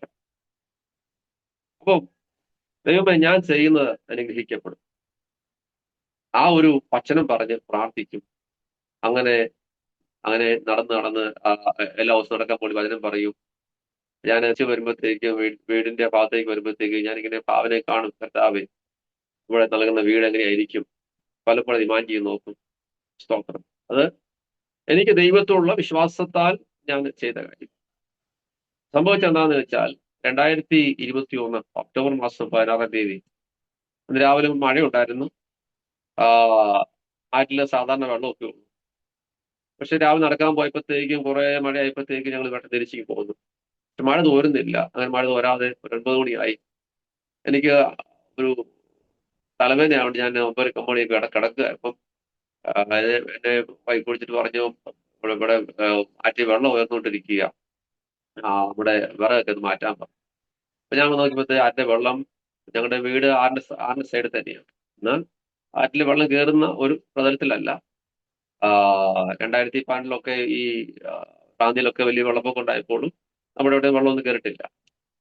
പക്ഷെ അന്ന് വെള്ളം കയറി പറമ്പിലായി നമ്മുടെ കോമ്പൗണ്ടിലോട്ട് വെള്ളം കയറി. അപ്പൊ ഞാൻ പെട്ടെന്ന് വിറകെടുത്ത് മാറ്റി, മോട്ടർ അഴിച്ചു വെച്ചു, അങ്ങനെയുള്ള കാര്യങ്ങളൊക്കെ ചെയ്തു. തൊട്ടടുത്ത വീട്ടിൽ റിയാദ് താമസിക്കുന്നുണ്ട്. അദ്ദേഹത്തിന്റെ വീട്ടിലെ വെള്ളം കയറി. അപ്പൊ അദ്ദേഹത്തെ സഹായിക്കാൻ ഓടിച്ചെന്നു. എങ്കിലും നമുക്കൊരു കണക്കൂടിലുണ്ട്, ഇത് കൂടുതൽ വെള്ളം വരത്തില്ല. പക്ഷെ വെള്ളം പിന്നെയും കയറിക്കൊണ്ടിരിക്കുക. പിന്നെ ആ വെള്ളം ഉയർന്നു അത് വീടിനകത്തേക്ക് കയറാൻ തുടങ്ങിയപ്പോഴാണ് ഞങ്ങൾ വീട്ടിൽ നിന്ന് ഇറങ്ങി പോകണം എന്ന ചിന്തയുണ്ടാകും.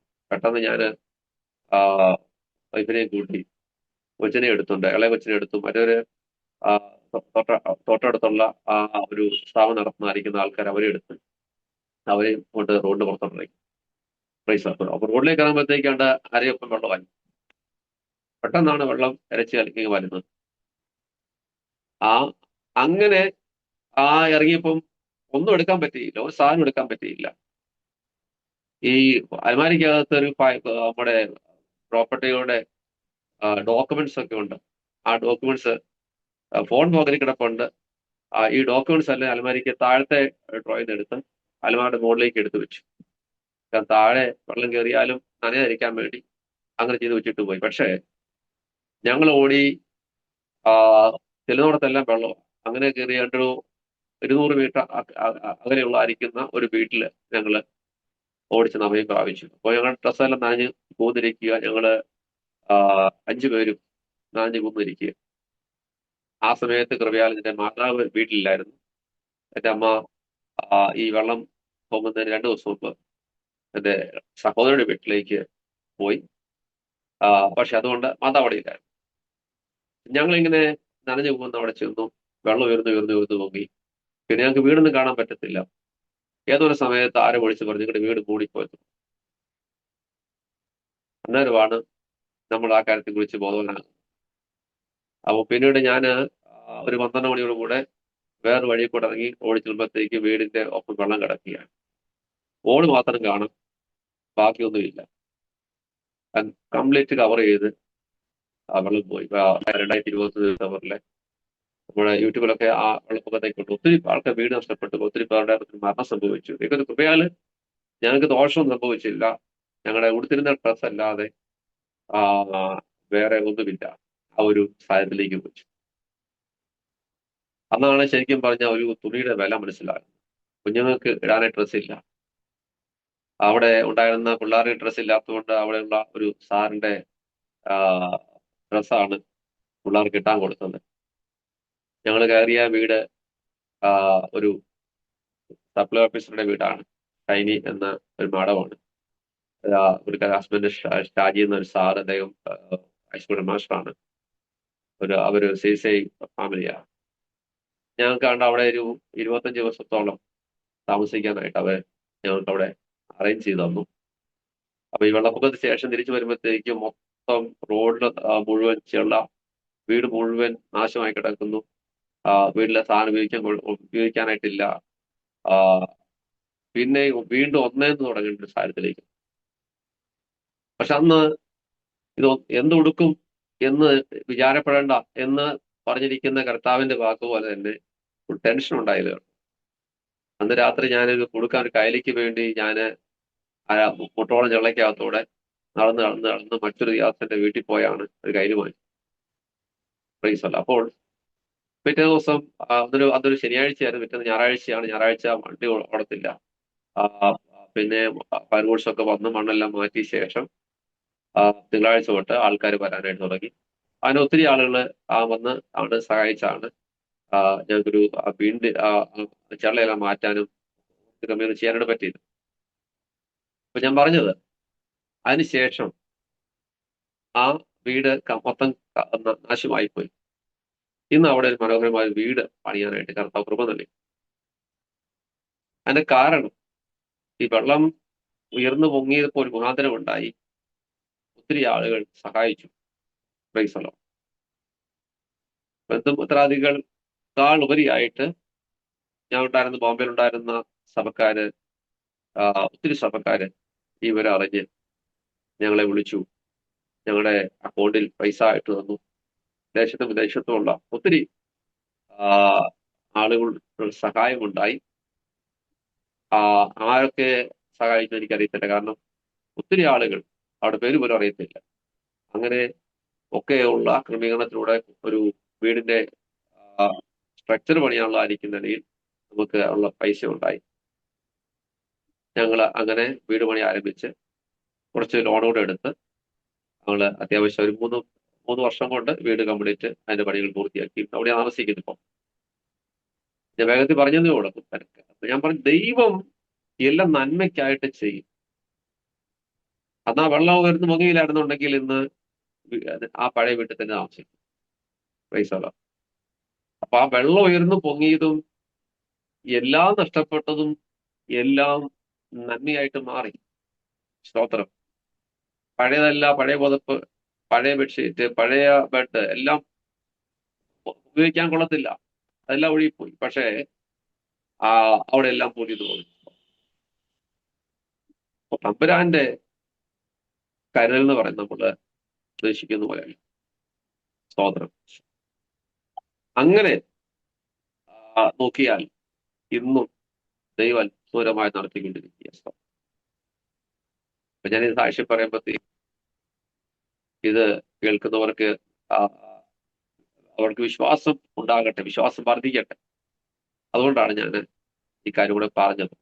വീടിന് വേണ്ടി ആഗ്രഹിക്കുന്നവരുണ്ട്, ജോലിക്ക് വേണ്ടി ആഗ്രഹിക്കുന്നവരുണ്ട്, മറ്റു പല കാര്യങ്ങൾക്ക് വേണ്ടിയൊക്കെ. പക്ഷെ അവിടെ എല്ലാം നമ്മുടെ റൂട്ട് കറക്റ്റ് ആക്കുക, നമ്മുടെ ട്രാക്ക്, നമ്മുടെ കർത്താവിനുമായിട്ടുള്ള ബന്ധത്തിൽ നമ്മുടെ അത് കൃത്യമായി കറക്റ്റ് ആക്കിക്കൊണ്ട് നമ്മൾ മൂവ് ചെയ്താൽ പ്രൈസലോ തീർച്ചയായും നമ്മുടെ ജീവിതത്തിൽ നമുക്ക് ആവശ്യമായതൊക്കെ ദൈവം നമുക്ക് നൽകും. അത്യാഗ്രഹം പാടുന്നത് മാത്രമേ ഉള്ളൂ. ആവശ്യമായതൊക്കെ ദൈവം നൽകാൻ വിശ്വസ്തനാണ്. പ്രൈസലോ. എനിക്ക് തോന്നുന്നു 1 മണിക്കൂർ അധികമായി എന്ന് തോന്നുന്നു. അതുകൊണ്ട് ഇപ്പൊ നമുക്ക് തൽക്കാലം ഇവിടെ നമുക്ക് ക്ലോസ് ചെയ്യാം. ഇന്ന് ഈ പറഞ്ഞ ഈ വാക്കുകൾ ദൈവത്തിന്റെ വചനത്തിലൂടെയും സാക്ഷ്യത്തിലൂടെ ഒക്കെ പറഞ്ഞ വാക്കുകൾ നിങ്ങൾക്ക് അത് അനുഗ്രഹമായി തീരും എന്ന് ഞാൻ കർത്താവിൽ പ്രത്യാശിക്കുന്നു. ഇങ്ങനെ ഒരു പ്രോഗ്രാമിന് വേണ്ടി ക്ഷണിച്ച പ്രിയ ജിജി ബ്രദറിനോട് പ്രത്യേകമായി നന്ദിയെ രേഖപ്പെടുത്തുന്നു. ദൈവം തന്നെ കുടുംബത്തെ അനുഗ്രഹിക്കട്ടെ. എന്റെയും റിവൈവലിന്റെ ഫേസ്ബുക്ക് പേജ് എനിക്ക് അങ്ങനെ ഒരു പരിചയമില്ലായിരുന്നു, പക്ഷെ ഒത്തിരി എക്സ്പീരിയൻസ് ഉണ്ട്. ഒരു കാലത്ത് ആ ഫേസ്ബുക്ക് പേജിലൂടെ ധാരാളം സന്ദേശങ്ങൾ നൽകിയിട്ടുണ്ട്. പേര് വെളിപ്പെടുത്താൻ പറ്റത്തില്ലാത്തതുകൊണ്ട് ഞാനിങ്ങനെ പറയാം. ഒത്തിരി മെസ്സേജുകൾ എനിക്ക് പേഴ്സണലായിട്ട് ഒത്തിരി പേരെ കോണ്ടാക്ട് ചെയ്തിട്ടുണ്ട്. ഒരിക്കലൊരു സഹോദരി വിദേശത്ത് തന്നെ എനിക്ക് മെസ്സേജ് അയച്ചു. ഒരു വലിയ ലെറ്ററാണ്. തന്റെ ജീവിതത്തിൽ താൻ അനുഭവിച്ച ബുദ്ധിമുട്ടുകളുടെ നടുവിൽ സൂയിസൈഡ് ചെയ്യാനായിട്ട് ഒന്നാമത് അറ്റൻഡ് ചെയ്തു, ടാബ്ലറ്റ് കഴിച്ചു, പക്ഷെ വിജയിച്ചില്ല. വീണ്ടും രണ്ടാമത് സൂയിസൈഡ് ചെയ്യാൻ വേണ്ടി, ഈ സൂയിസൈഡ് ചെയ്യുന്നവർ ഒരു പ്രാവശ്യം അറ്റൻഡ് ചെയ്തിട്ടാണെന്നുണ്ടെങ്കിൽ പിന്നെ അവര് വീണ്ടും ചെയ്തുകൊണ്ടിരിക്കും. രണ്ടാമത് വീണ്ടും ഒരു അറ്റൻഡിന് വേണ്ടി ഒരുങ്ങിയിരിക്കുമ്പോഴാണ് ഈ ദൈവവചന സന്ദേശം കേൾക്കുന്നത്.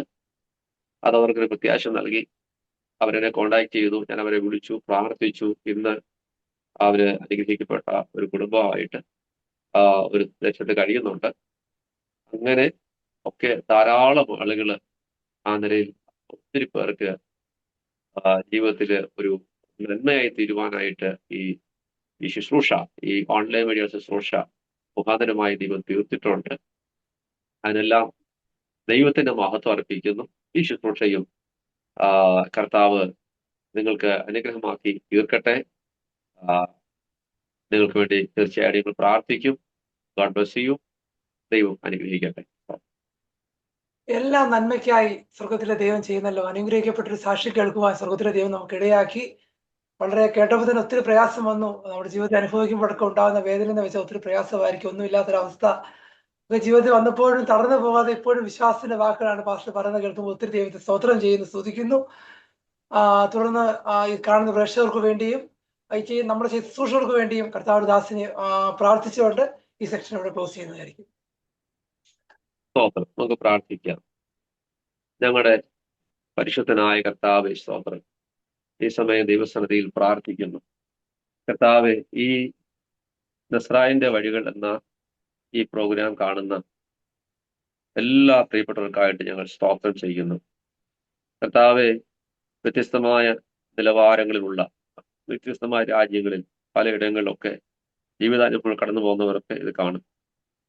അവിടെയൊക്കെ ജീവിതത്തിൽ യേശു അനുഗ്രഹമായി തീരുവാൻ, അനേകർ യേശു ക്രിസ്തുവിലൂടെ അവരുടെ ജീവിതത്തിൽ വലിയ മാറ്റങ്ങളിലേക്ക് നയിക്കപ്പെടുവാൻ, പാപത്തിൽ നിന്ന് വിടുവിക്കപ്പെടുവാൻ, കർത്താവെ അങ്ങയുടെ രക്ഷയുടെ വഴി അറിയുവാൻ ഇടയാകണമേ എന്ന് പ്രാർത്ഥിക്കുന്നു. Price the Lord. ഈ ശുശ്രൂഷയ്ക്ക് നേതൃത്വം കൊടുക്കുന്ന എന്റെ ദാസനെ ഓർത്ത് പ്രാർത്ഥിക്കുന്നു. അവരെ കുടുംബമായിട്ട് അനുഗ്രഹിക്കണമേ. ഈ ശുശ്രൂഷ മേൽക്കുമേൽ അനുഗ്രഹമായി തീരുവാൻ സ്വർഗം സഹായിക്കണം. യേശു ക്രിസ്തുവിന്റെ നാമത്തിൽ തന്നെ ആമേൻ. അതുപോലെ തന്നെ ഈ നസ്രേന്റെ വഴികൾ എന്ന പ്രോഗ്രാമിലേക്ക് ഞാൻ ക്ഷണിച്ചപ്പോൾ തന്നെ കടന്നു വരികയും കർത്താവിന്റെ സാക്ഷ്യം പറയുകയും ചെയ്യുന്ന കർത്താവിന്റെ ദാസനുള്ള പ്രത്യേക നന്ദി അറിയിക്കുന്നു. വരുന്ന കാലഘട്ടത്തിലും കർത്താവിന് വേണ്ടി അധികമായി ശോഭിക്കുവാൻ കർത്താവ് സഹായിക്കട്ടെ, ഇടവരുത്തട്ടെ. തുടർന്ന് നമുക്ക് ഈ സെക്ഷൻ ഇവിടെ അവസാനിക്കുകയാണ്. കർത്താവ് എല്ലാവരെയും അനുഗ്രഹിക്കട്ടെ. ആമേൻ.